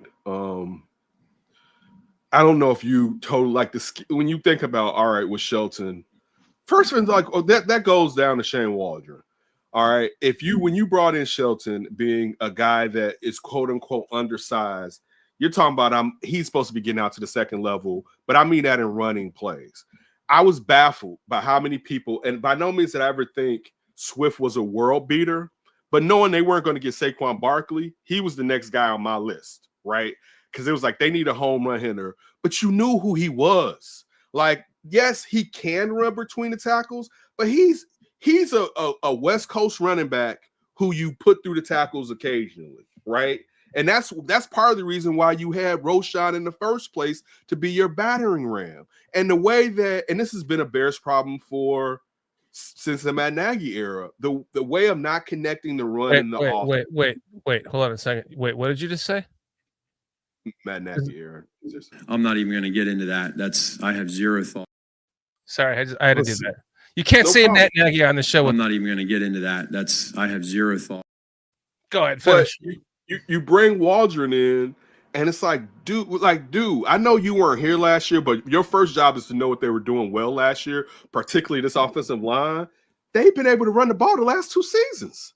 Like, this is elementary football. Run the rock until you figure out what the hell you're going to do, right? And the fact that it was like, and people were like, man, Swift is just trash. And again, I'm not saying Swift is a world beater, but they weren't using him and they weren't implementing the run game properly. And that's one of those things. And it gets to the Shelton part to get into the question about the center thing. You brought in Shelton because you're like, we're going to be a run team. And I'm not saying that he's supposed to be like Kelsey with the Eagles, as far as an undersized guy that can move as great as Kelsey has been in his career, but in his Hall of Fame career and future. But you're saying that I want a center that can really get to the second level and can get on these linebackers and do what we need to do to open up some lanes to some running backs, and you weren't even running the damn ball. So I thought, and this goes on polls too. The whole thing of, and I'm a Sox fan. And if you're a Sox fan, why is every fucking Bears podcaster a Sox fan? It's so weird. I'm a Southside kid that part of my life, I could hear them. Like, my parents separated. I lived in the PJs and I could hear the fireworks. And when I was a kid, the Cubs were really, really bad and the Sox weren't that bad. So my mother used to be up in the morning ironing, and I used to hear the Cubs lost again. And I was like, why do people like them? So I was a Sox fan. But anyway, point being, it's not a great, you know what? That's not something to be proud of at this point. So I'm going to take, not to you, PJ, but I'm not, because it's like, I can't even rock how they supposed to be rocked, but I'm not doing that. That's something I disconnected from too. Good for you. Yeah, I'm not supporting you when you spit in my face. I'm not. That doesn't make sense. Why? Like, I'm not some sadomasochist. I'm not some type of sadomasochist or whatever. But the point being to get back to it. Hold on, wait, really quick. We got a super chat from Ghost of Judah Tribe. Bears fans, you should have listened to me. You're 4-9. Ghost of Judah Tribe is. Let's just put it this way, Kenneth. He's taken some work to actually become a fan of this podcast and speak with us in actual football terms, which is, I take pride in that as a channel here. So thank you for your $2 super chat, Ghost. Go ahead, Kenneth. Appreciate it, Ghost. Go ahead, Kenneth. Sorry. But the reason I bring up Kenny Williams is the Sandy Alomar, Carl Everett, Ken Griffey. Sandy Alomar, Carl Everett traded for every other year, and they were out. They were old. And it's like, and then the Ken Griffey, where I will get you one day, even if your backside is as big as your front side. It's like, you sometimes just got to let it go. You know, you didn't get her when you were supposed to get her. She married someone else. You don't wait to be the fall guy when she's out of the marriage and she helped destroy the marriage and be like, you can still come live with me. No, you say, you know what? I dodged that and let me keep going on. But I got her though. No, you let her be. It was the reason you didn't get her. And when Poles, you're sitting there like, man, I gotta get this backup center from Buffalo. And it's like, no, you don't. Right? Like, actually, you know, and that's one of those hits on him where it's like, no, dog, a lot of things, and it goes to the Nate Davis fiasco. There's a reason they didn't want him down there in Tennessee. He didn't want to go to practice. That's my argument, because I'm like, your assistant offensive line coach comes from Tennessee.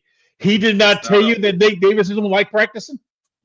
It's just facts. He's not a guy that's known to spend more time in the building that's needed. As going back to something that Jalen Johnson was talking about on these airwaves here in Chicago, right? Where it's like, particularly on bad teams. Usually good teams, guys gonna stay around anyway because they're dealing the vibes. Bad teams and guys like, man, I gotta go. It's like, no, you gotta put some time in if we're gonna get better at what we're doing. So that's to answer your center question. I don't think they've necessarily found. I don't believe they found their center. I think center is one of those positions they still have to dive into. It would have been nice if all they needed was 2 offensive linemen. As I said, I don't know when this person joined the show, but now it's damn near like the whole line is in upheaval. I'm not saying they're going to switch out the whole line because that'd be a lot to do. But still, but then also it comes to who's selecting those players, because if it's Ryan Poles and Ian Cunningham, they've proven that that's not necessarily their forte so far. Again, pro personnel and throughout the draft. Next question by Travis Bear. He says, who does Kenneth want as head coach, and who does he think the Bears will target?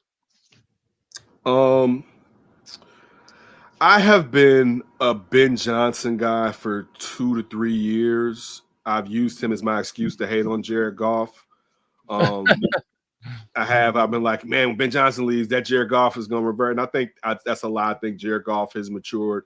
There may be a little bit of volatility, very slight, but I think Jared Goff is a really good quarterback in the NFL now. But I mentioned it earlier. There's a fear with having a guy that's never been a head coach.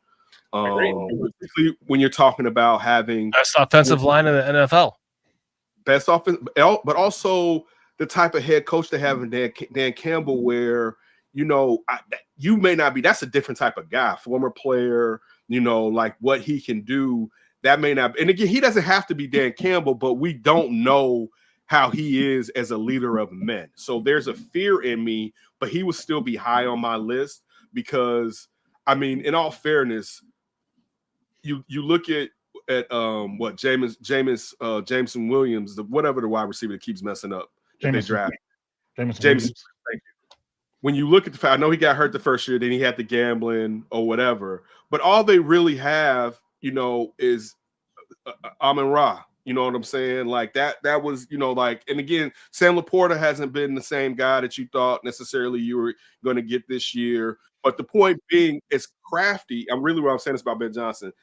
It's not like he has the Bears wide receiving core on paper. You know what I'm saying? But you still see situationally what he's able to do with two good running backs, a nice offensive line, and one extremely dependable receiver.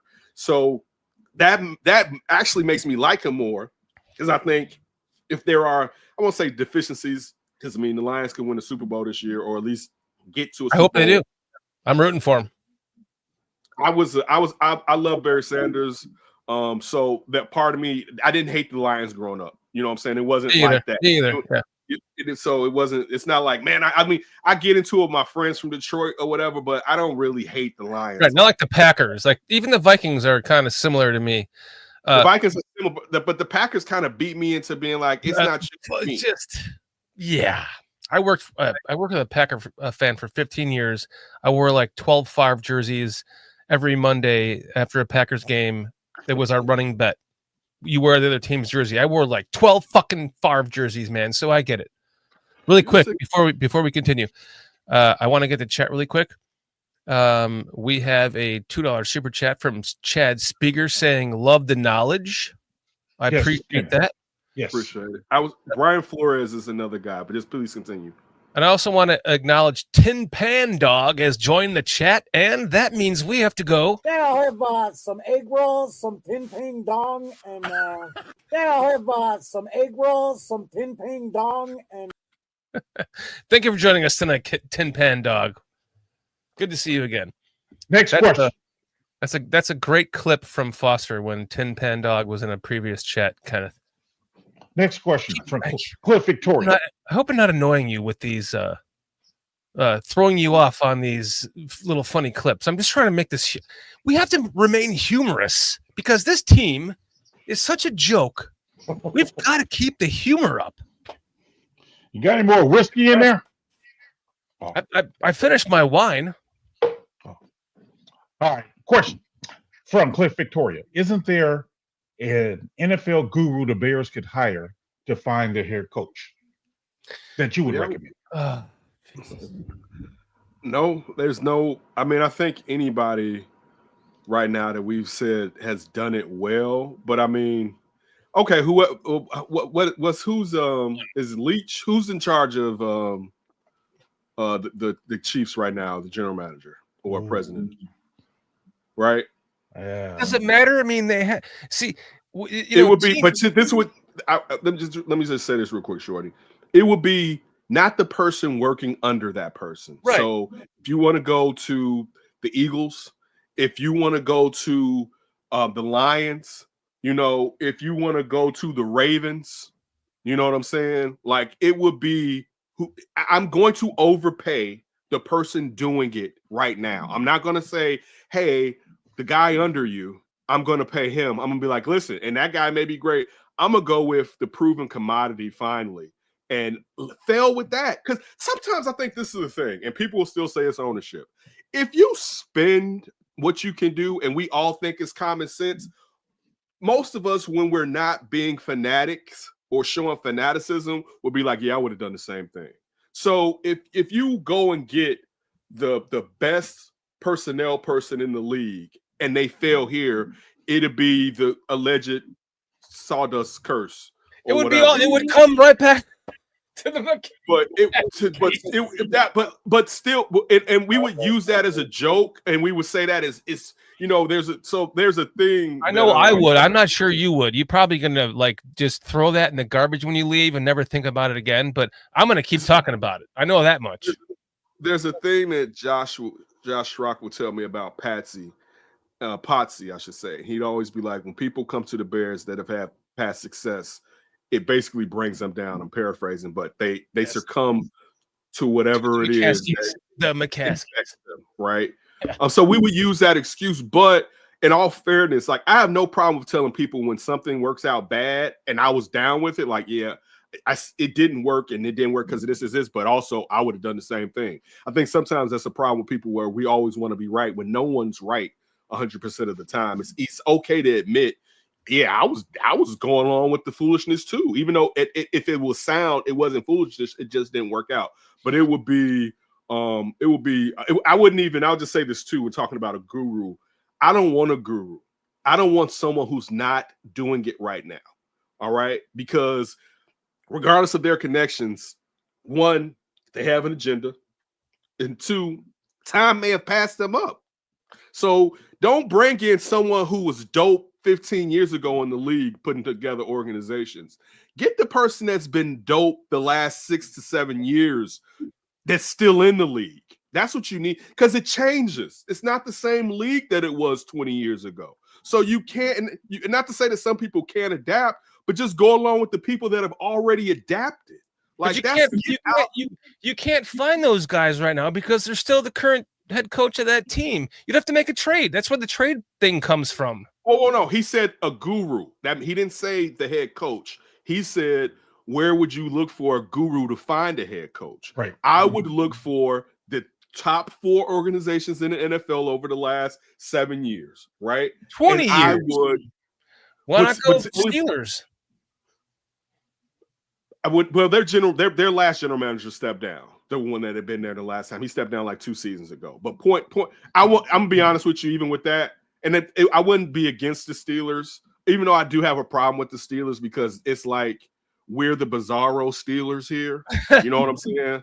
Like yes, for real. The other dimension. It doesn't work. Like that's nothing works. And I don't dislike the Steelers, but like that was like one of the teams I was like, man, I kind of hope Justin doesn't go there because then it'll be like, damn, he went over there and we're the bizarro version of them and they got it together and we whatever. Regardless, getting back to the point, I would look for these teams that have been close to winning Super Bowls over the last 7 years. Now, get back to the point when you said 20 years, because I want someone who's doing what's happening in college, that knows what's going on in college football and the pros right now, where college football has shifted and how they're playing college football and how the pro game has changed with such an emphasis on spread offenses and these quarterbacks. That's what I'd be looking to do if I was running this organization right now. I'll overpay. I'll give you whatever the hell you wanted to come here.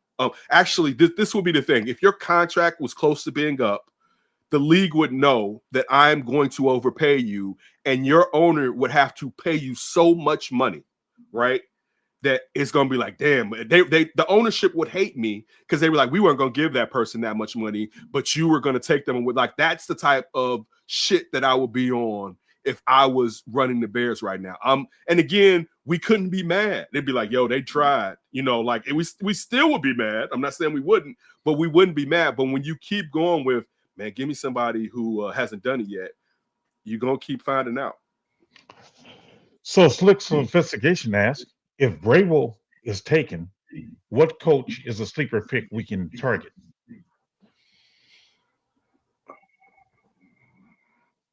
I don't know if they do Slowick. I still would say I don't know. I don't know what the league will be when it comes to Brian Flores. To me, and I want an offensive guy. I really want an offensive guy, but a guy that's been a head coach, a guy that could. He's early Belichickian, or Nick Sabian when we're talking about defense. We're not talking about, oh, I got a scheme. We're talking about, no, I got to play. I got a scheme for every game defensively, right? It's not just, we don't bend, we don't break. No. It is, I'm going to figure out with what I have in the cover board, how to stop what you did last week to this team. And then next week, when I go against another team, we're going to do something totally different, all right, to figure out with what I got, because I got to use what I got. I don't got to have everything. It's not like I have a Hall of Fame defense. I'm going to use so to me, if you can do that and you've been a head coach and you have integrity, we can always talk about how he treated Tua. But I'll say this too, and I don't think you should mistreat somebody. When the reason he was mistreating Tua was because he wanted Justin Herbert. I don't think you could be that mad at him for being like, I'm an Alabama fan through and through. I said to my Alabama fans, I don't know about Tua in the pros. One, because of durability was the main thing. All right. And also it would have been he's a lefty to start with me, but go ahead. And it goes into the arm strength. And we know arm strength isn't everything. But for instance, here in Chicago, it is something when you're playing outdoors. So for me, knowing where Tua was going to go, I was never going to take Tua that high. And love him for coming in that second half. That was supposed to be Kirby Smart's first championship. We stole that motherfucker. But love him to death. Shout out to Devontae Smith.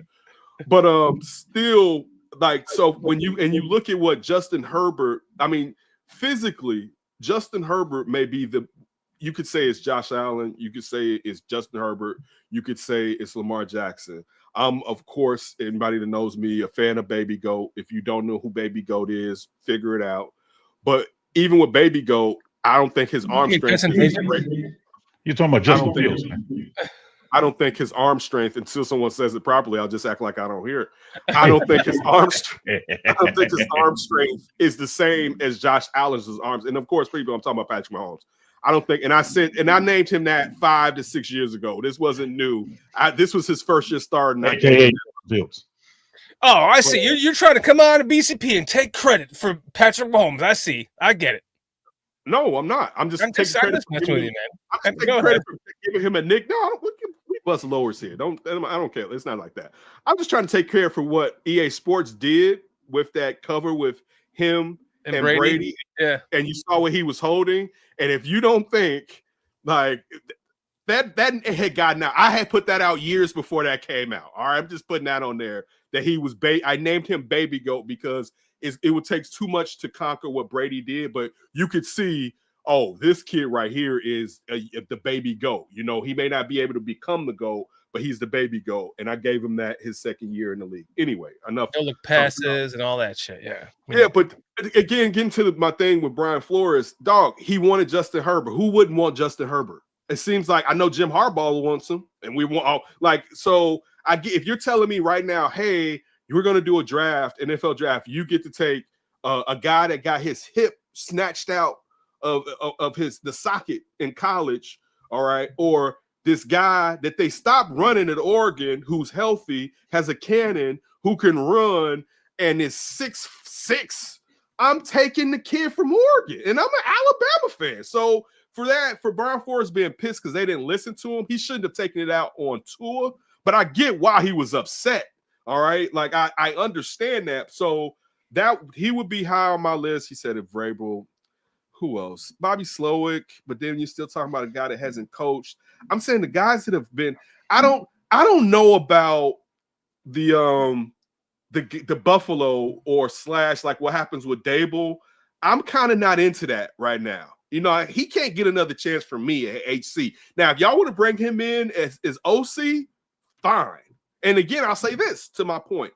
it'd be probably good to bring him in at OC, because now since he's failed a couple of times as 2 times as head coach, he's not going to get a straight crack again if Caleb gets hot. It's going to take like 3 years of Caleb being hot for somebody to cherry pick him away. So, but also it would help Brian Dable.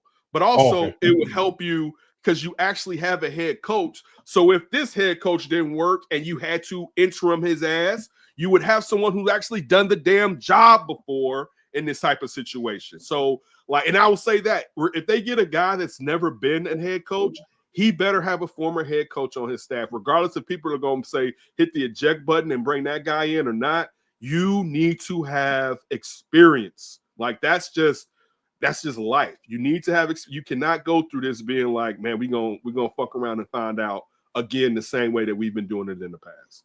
All right. Next question by Minister Charles Johnson. What do you think about the Royce Freeman signing? It's whatever. Is whatever. Mm-hmm. Shortest answer ever by Kenneth Davis. Whatever. It's whatever. I mean, I'm just saying this. It's whatever. I don't have very much to say about it. Okay. All right. I think that's. I think I've caught up with all the questions.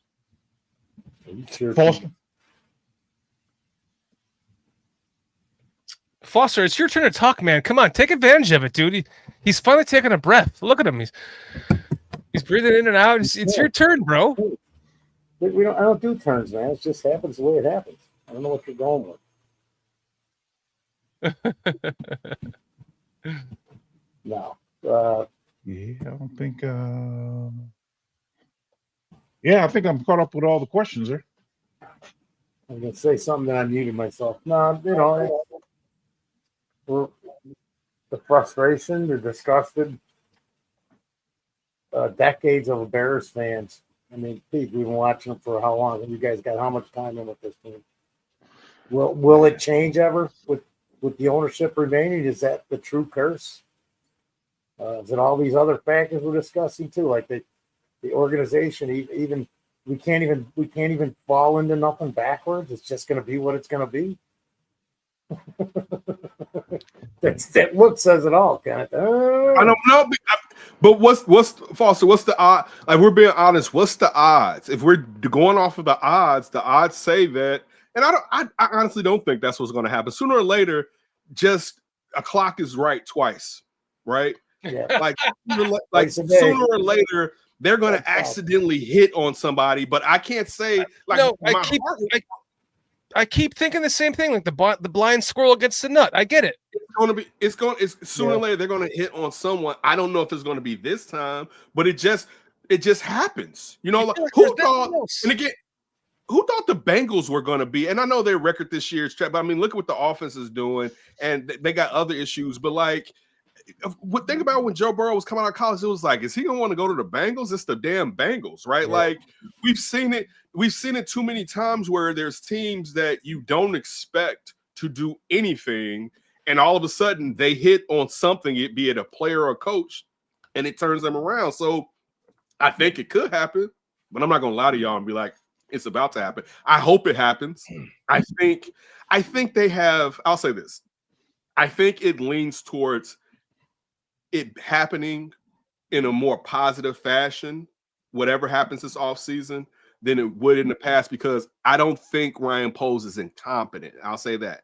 And I think Kevin Warren has NFL and college connections. It's just not and I'm not taking shots at anybody, but a former tax guy, accountant that you keep promoting above what his position is, as in what Ted Phillips was for the team before they made him, outside of the family, the highest ranking person within the organization. I think you have people that are more capable within football, but I have to see it. You know what I'm saying? Yeah. So there's a chance, the chance would lean towards the hit rate being higher, but then it's on what? So this is what I'm talking about. Could it be a Lovey-esque situation? And I mean that as far as it's competent, but you're still not getting to the playoffs enough. You know what I'm saying? Like, because I was a person. I'll say this: I was a person where I see people putting stuff out like, man, they shouldn't have fired Lovey. It was time for Lovey to go.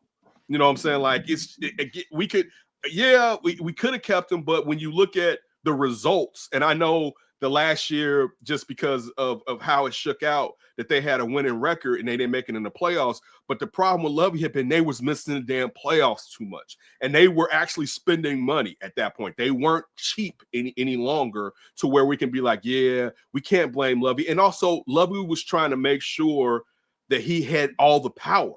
So he wasn't going to bring in a coordinator to what we're saying, the same situation where with Flus, where with Lovey, you should have brought in an offensive person that, hey, if shit hit the damn wind, Lovey, we may put him in as your interim, right?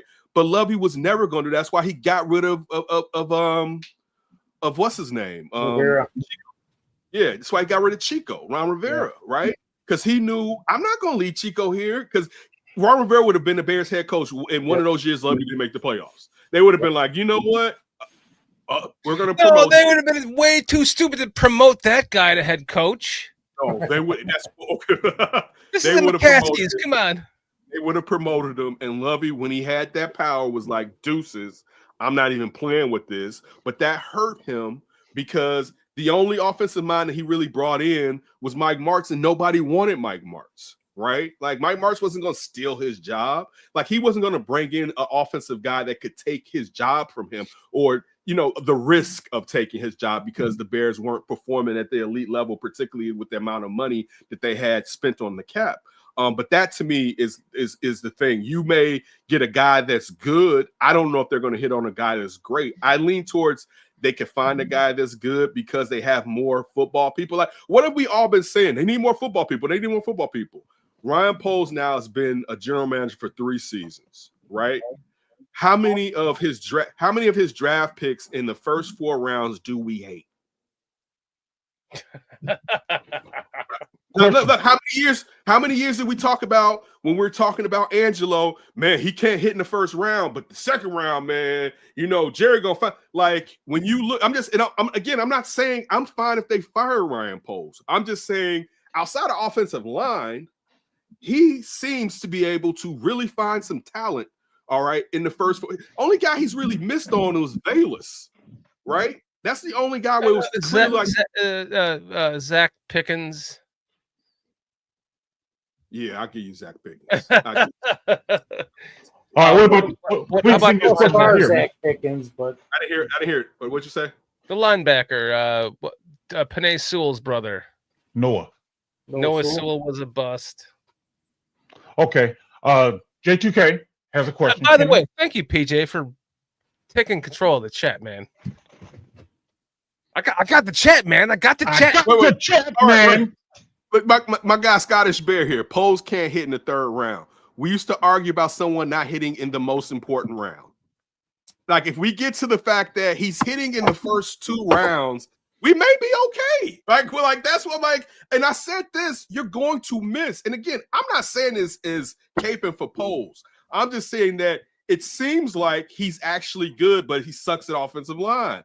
I'd rather that than he sucks at damn near everything, right? Like, and then with Warren, he's been in football organizations. This is the guy that has it. I'm only pointing that out that leads to chances that they may get someone decent, but it's still the Bears. I'm just trying to give a little bit of hope, and it's not even just hope. It's more of the odds have increased that they may find someone good. I'm not saying it's going to be a world beater. It could be, but I think they can find somebody that's good. And also, this person is getting a good roster. Like, if the offensive line had 3 good offensive linemen, they could really be doing something. I'm not saying this is the toughest division in the NFC. We knew that, and that's the thing when people talking crazy about the Vikings before. We knew that coming into the year, and everybody's like, the Vikings ain't gonna be shit. Yeah, okay. Sure they're not, right? This is the toughest division, and you're the team that's at the beginning of the rebuild. All right. The Vikings never truly rebuild. Kwasi Adolfo did not tear it down. He's kind of done it while they've been moving along, but he did not do a rip it to the studs tear down. Like Coach Maverick. Yes, you're talking, and his defensive coordinator matters, right? So, but that's also why he didn't rip it down, because he knows that their ass could be on the line. Well, his head coach won. Let's leave with his head coach. His ass could be on the line. So I'm sure he's not like, man, I don't want you to do that. And they also knew what they had. Also, also you look at your best player. Does he want to go through a complete rebuild? All right, and you had at that point you hadn't signed Justin Jefferson, so you couldn't just do whatever you wanted to do. You know what I'm saying? You're still recruiting Justin Jefferson to remain on this team, right? So when you look at it, where Green Bay had done a rebuild, the Lions had done a rebuild, and then the Bears procrastinated and waited when it was clear. I remember people being mad they traded Mac, and it was like, dude, you sooner or later you got to give something to get something, all right? Particularly when you capped out and you're not going to win nothing. You already tried to prolong that window, and the window closed after 1 year, right? And then, I get 2 years later still trying, but at one point you had to know, all right. And we also knew that Mac's deal was not, it was for 4 years. Like, yeah, it may have been 7 or whatever the hell it was, but it was basically like, yo, when you get to this year, you're either going to have to pay him or trade him. And if you suck, you knew he was probably going to go. Even if he was good, you was maybe going, if the team was good, you may have to do it, but you knew what it was. So it made sense, but they prolonged the rebuild. They should have been rebuilding after we knew by year 3 that Nagy was trash. Like, they should have been like, you know what? When you knew Trubisky was trash, all right, but you still had players that had value within the league, you should have moved off of them and did the smart thing. I would gladly take Matt Nagy right now over what we have going on. I'm not even going to get into that. I have zero thought.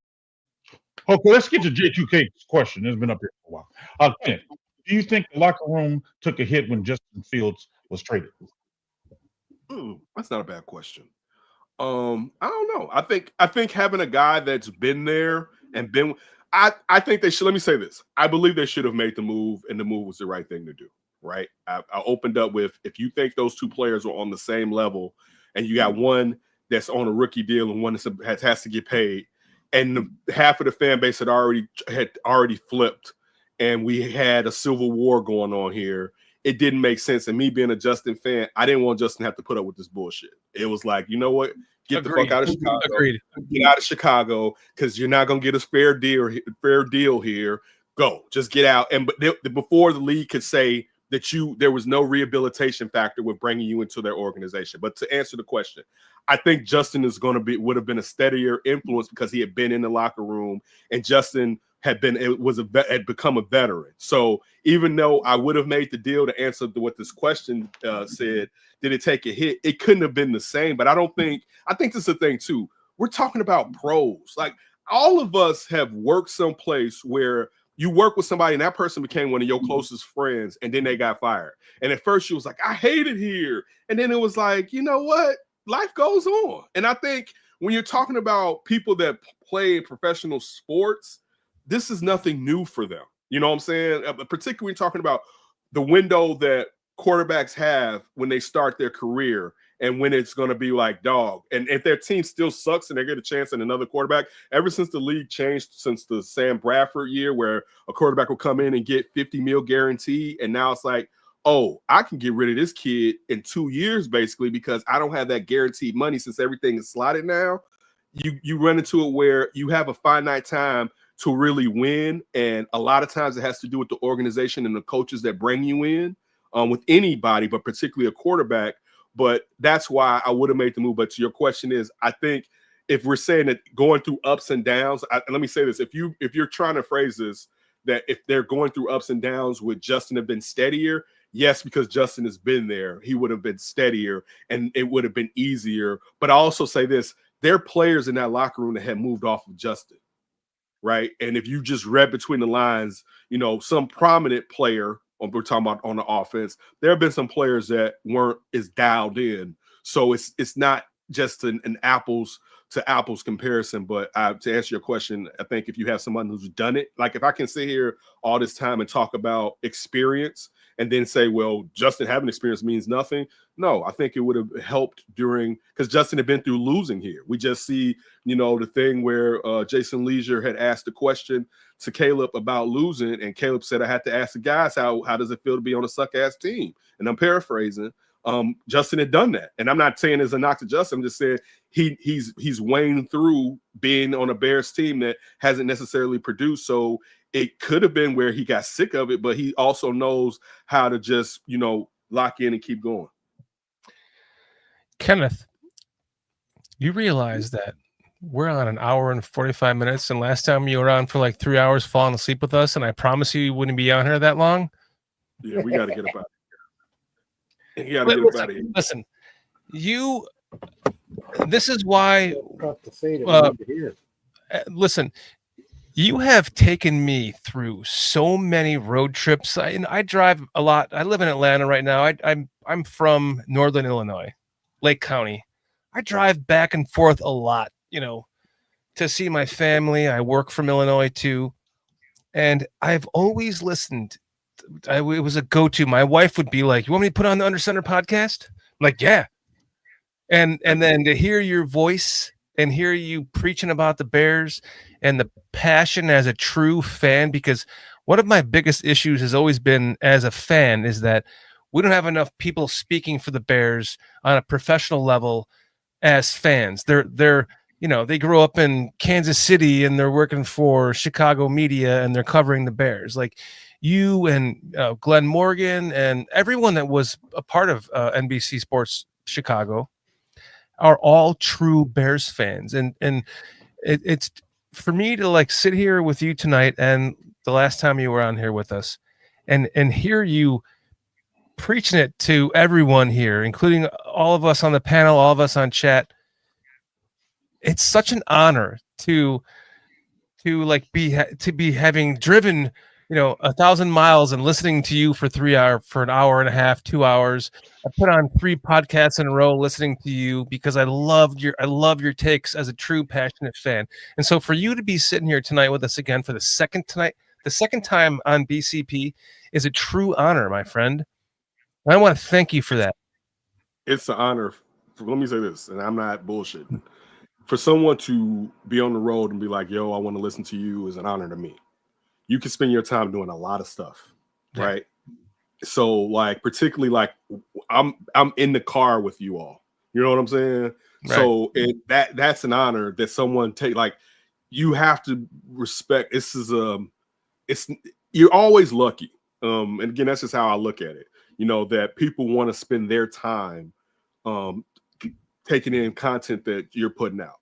It's a bit, you're lucky for that. So I appreciate it. You and your wife, anybody that spent some time listening, and even just coming on, people want you to come on their show. I never look at this like, what the fuck? Like, no, I don't. Sometimes I don't have the time. And also I've just been trying to not really do this. I get it. I don't want to be upset about and I'll be honest, I'm even if I'm animated, but I'm not really upset. Because I'm not giving them the amount of time. You're passionate.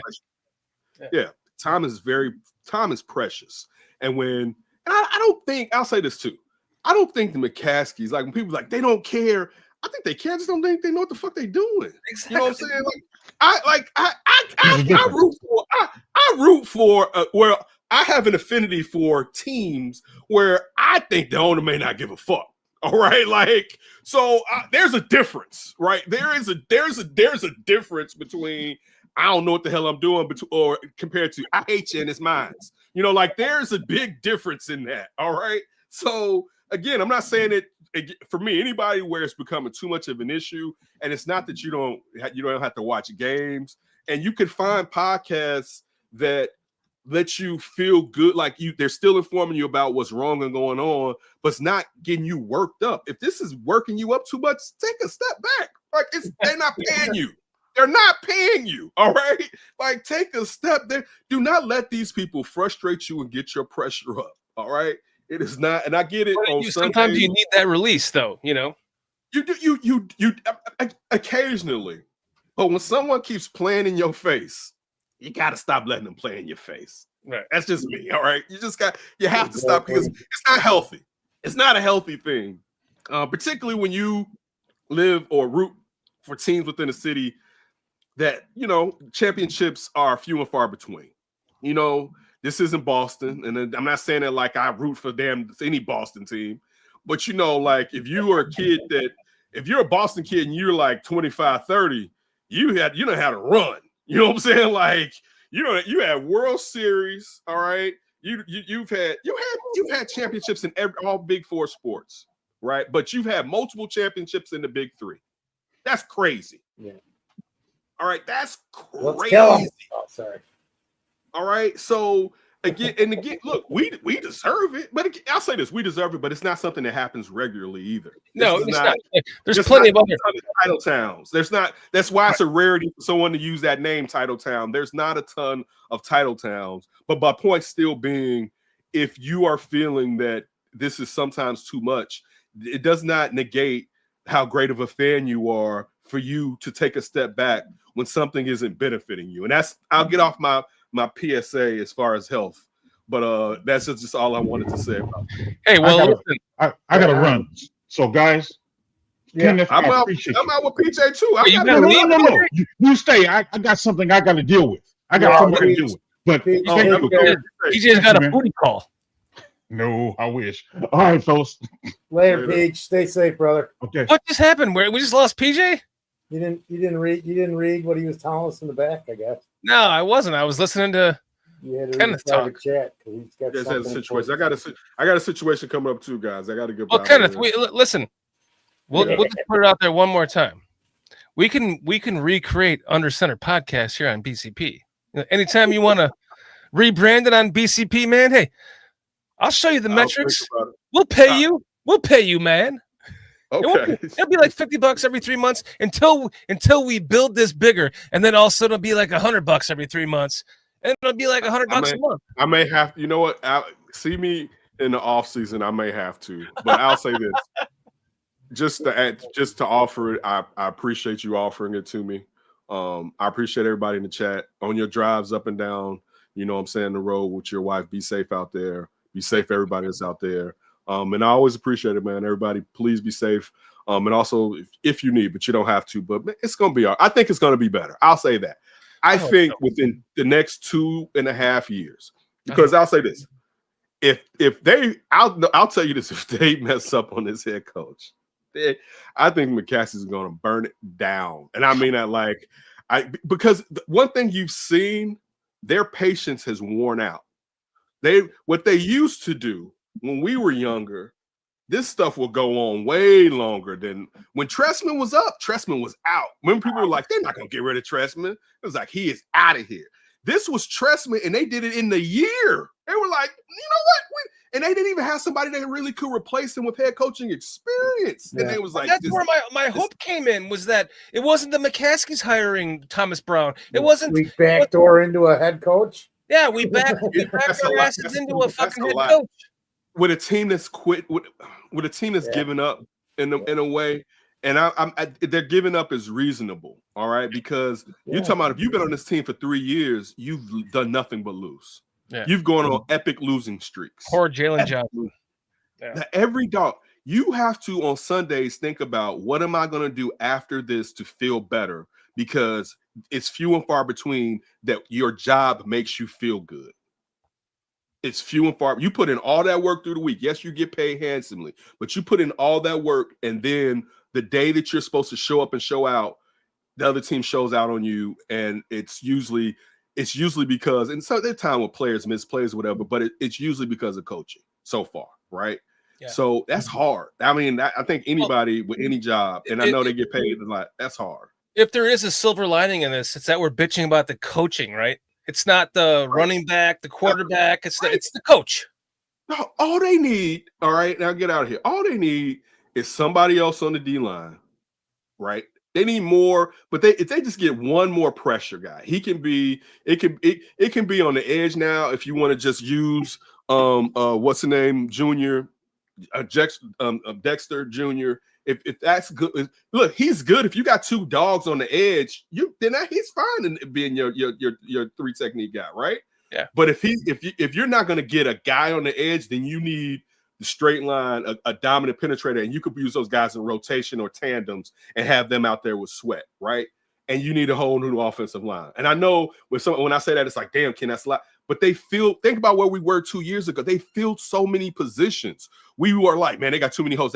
They even with losing Keenan Allen, you're good at receiver. All right. You're good at receiver. All right. You're capable at tight end.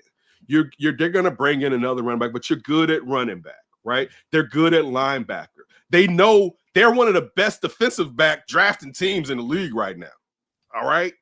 There are things that they're capable of doing. The thing that they're not is offensive line.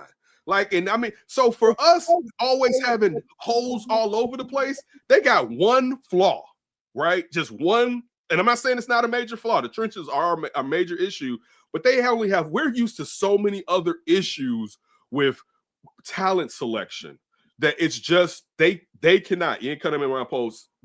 Whatever you do, stop doing it. Get someone else to do it. But it's not as bad when it comes to the talent. To your point, Shorty, the talent on the field. He's done a good job. The position he's played, he's done a terrible job at, right? And again, to my point, if they fire him, all right. I'm not to that. If they fire him, and he may go somewhere and become a really good general manager. But I still will say, I understand why they let him go, because he held on to, if he was in control, he held on to his head coach, which means you held on to that culture, but also the situation of the same thing we said about the quarterback and a lame duck coach, new quarterback, is the same thing with having a lame duck general manager and a new head coach, where I don't think Ryan Poles, and I think Ryan Poles has done a good job, but I don't think he's done enough where I can be like, man, if you can get this GM and this coach, man, I can't let go of Ryan Poles. I don't think he's done a job where I could say that he's unfireable. By no means he's not unfireable. Well, he becomes fireable when you have to hire a new head coach, because you do not want to go through the same bullshit over and over and over and over and over and over again with a lame duck general manager with 1 year left with a new head coach, and then it just repeats the fucking cycle. Yeah, we're on the third cycle with the quarterback and the head coach, and we're now going to do it with the GM again. It's unbelievable. So if we can just, if I think that what they should do is just extend Poles and then go get another head coach and put him on the same watch, a 4-year deal, whatever. And then they're in it together. That's not bad. I think Poles has shown us enough with his job where that wouldn't make me mad. Right. He's not also, like I'll a total wash. I would need him to go into a deep discussion on how whatever they've been doing with evaluating offensive linemen, pro personnel, and through the draft, they're scrapping it. Like he would have to, and I'm just talking about lip service. I'm talking about the person that you brought in here that we know seems like they're a great evaluator of O-line talent. That has to change totally. That has to change. It can't even be an inkling of what you were doing before. It has been the only thing. He may not be a good player. You still have a question about, can Darnell Wright be good? Outside of that, we know what the rest of this is. Mm-hmm. Like for real, none of it is above average at this point. Right. And some of it is due to bad coaching, because the players that were decent before and Borum and Jenkins have regressed. Jenkins has always had injury history, so that does play a part. But it's stunk from the head. The offensive line is stuck from the top of the head on down, and I mean that from general manager and assistant general manager all the way to Chris Morgan. Ownership. It's been bad. It's been bad. I don't think ownership has anything to do with the offensive line. Let me be honest. I think ownership has to do with everyone that trickles down from there, because no matter how you look at it, Kenneth, whatever coaching candidates are up on the block, put them all in a lineup, and we can all pick that next guy. We know what that guy looks like based on the McCaskies. That we all snarked at Eberflus. Well, you could clearly tell in the lineup he was a McCaskey guy. We all snarked at, Nagy is about the only one we couldn't. But like Dick Duran, fucking even Lovie Smith, which turned out well for more than one reason. He got us the first pick too. But you can, for the most part, pick out who's going to be the next head coach out of a lineup. They're going to look like that.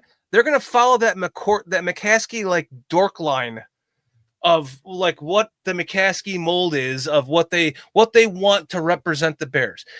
For example, Hard Knocks, no swearing. I never even paid attention to no swearing, but makes sense. It's them. Go ahead, Foster. Well, I was just to say we could do this all night. We could go on and on with this, and I know Kenneth has to roll. He's got some issues some things he's got to take care of. So I agree. I got kids that see. You can't shut yourself up though because you have so much fun with us. See, you got to make sure you come back again. I'll definitely be back. You guys have a great show, everybody. Come on back, Kenneth. You'll be back for the Understanding podcast on BCP, right? We'll set it up for you. Set it up for me. You just want to holler Bears? Just come on, man. Pop on a Thursday and say hey, and we'll seriously though, we'll get rid of Shorty, man, because he's the only problem with the show. Yeah, I can. I'll give you access and everything. The channel you can see the own metrics. We don't need him, dude. I got it covered. I stole everything from him. I see him looking at me like, yeah, I get it. Okay, Kenneth, I'm not kidding, but much love to you, man. Stay safe, man. Much love to you. I've always loved your voice on the Bears. Always loved your voice. Period. Got a great deep baritone voice. I love how on Sports Zone Chicago he does the Barry White opening for you. It's just so awesome. Yes. I love Sean Sierra, man. Yeah, that's my guy. That's my guy. Yeah. Yeah, but you guys have a good one, man. I appreciate it, and I will holler at you all down the line. Take care, Kenneth, man. thank you. We'll talk to you soon. Happy holidays, man. I hope you have a great Christmas. Merry Christmas. Happy holidays, man. And happy birthday. Thank you. You too, man. And to you and your family as well. Yes, sir. Definitely. Yeah. And probably Happy New Year's to all you guys too. Be safe. Hope you have a safe New Year, man. I'll holler at you guys down the line. We hope you'll come back with us in the new year and talk some, I don't know, when we can be more positive, right? I'll be back. Hope. It's all about hope, right? Unfortunately. Yeah. Kenneth, thank you so much. Have a good night, my friend. Appreciate you. Peace. Appreciate you. Later. Great. Just excellent when you get him going, man, because he's got so much to say, and his voice is soothing. It's compassionate and caring. It is. And you can relate to just his tone, and then everything that he said tonight. Geez, man, it really fucking sucks. I'm depressed. I know. It's like it is what it is, man. It's real. We gotta stop having these NBC Sports Chicago guys on. They just bring us down with their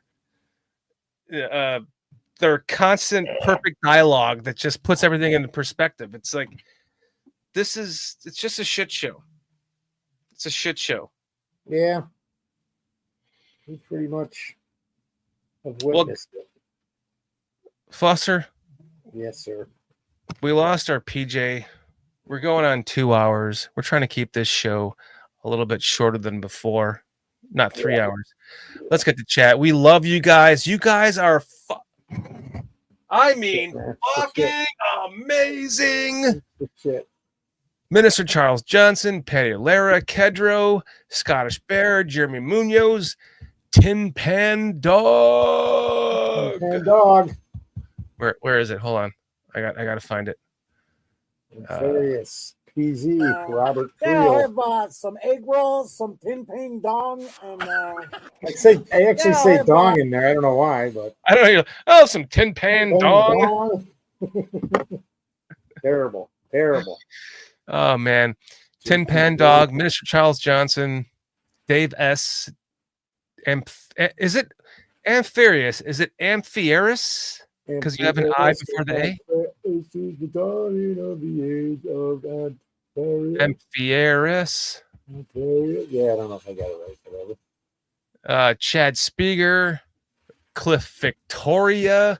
I'm still very curious how that worked, Chad Spieger, when you gifted Cliff Victoria a membership, and is that how it happened? How you knew to gift Cliff, who was probably our longest running fan in chat. Cliff was on the show before PJ and I. Yeah, Cliff was on the show. Literally, we did Cliff Notes with Cliff Victoria. Yeah. I keep telling him, I'm like, dude, you got to bring those back. Just shorten them up. They don't have to be like an hour. Yeah. Well, Cliff, like once you give Cliff a task, he gets rolling. He takes it to the max. Okay, I got to spend 6 hours a day on this until I get all my Cliff Notes correct. Fucking around. Yeah. Pedro Vision, Jeremy Munoz, J2K. Love you, J2K. Thank you for all your help on the channel. PZ, Eddie Lara, Mondo Lara, yep. Slick Sophistication, Tony Roseman, Tony Moy, Scott Bad, the Ghost of Judah Tribe with his $2 super chat. Chris Foster. Listen, you know when you have Ghost and Chris in the same chat and they're actually saying things that you can agree with. I mean, not everything, but some things. No, they just spoke their piece, and it did. So Joe Vizio, there was some heated words in there a little bit, and I said, "Look, guys, just because there was some name calling and mama references, I said, cut that crap out," and they did. Nobody brought it back up. So yeah, you guys are always respectful when we have to squash it when you're not being, and we appreciate that. You guys know who you are. Yeah, because we don't want to do that. This ain't freaking communist China here. Raging Oracle, Skip Johnson. Yeah, I was trying to go through Dan, and for some reason I can't go scroll up. I don't know why. I just did, and it stopped. Chad Speaker, Minister Charles Johnson, Vernon Roseman, Scottish Bear, PZ. It only goes up so far. You can't look at every single chat, but I used to be able to go all the way back, dude. I did. I don't know what this has been going on and on for a bit here, man. It worked a couple times, and now it's doing it again. You guys are absolutely amazing. You have blown up chat tonight. You guys have been so respectful, and we appreciate that. We love you guys.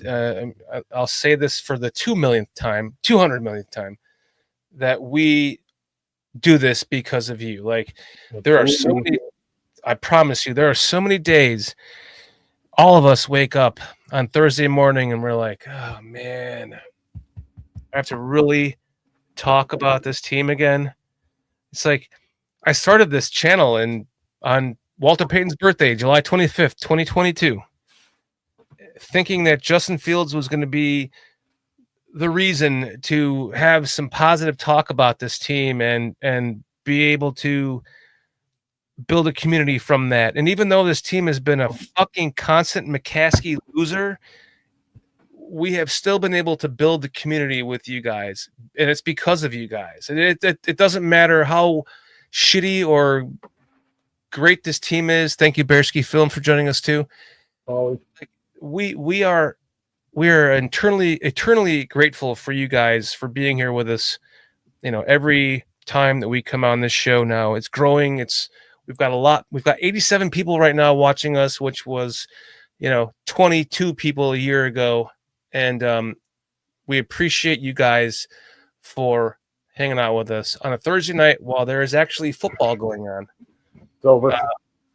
Armando Lara, thank you. He set an alarm to make sure that he caught us tonight. We appreciate that. Petter Lara, we really appreciate you. Nice. I'll see you and Armando tomorrow in Sean Sierra's chat. Love the Sports Zone Chicago. Listen, guys, if you guys have nothing better to do in the morning, or if you're able to listen to a podcast in the morning, Monday, Wednesday, and Friday, check out Sports Zone Chicago with Sean Sierra. He does all Chicago sports. He's got on a lot of great guests. We have gotten on Kenneth Davis because of that. We've had on oh my goodness, Eric Kramer because of that. Things like that. So I have a lot of appreciation and love for Sean Sierra and what he does over there. So please come out in the mornings, Monday, Wednesday, Friday, 10 a.m. Eastern time, 9 a.m. Central time.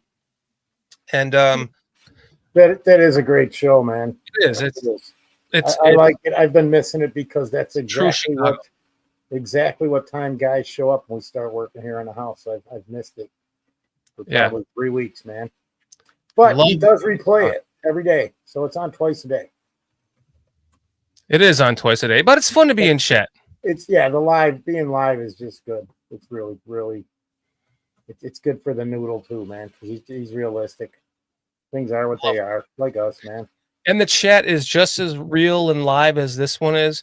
Sometimes you get involved in channels that blow up, and all of a sudden the chat's just like scrolling like a fucking waterfall, right? And you can't even talk in it. I think that's what makes our chat fun. Is everyone is recognized. We see everyone. We acknowledge you.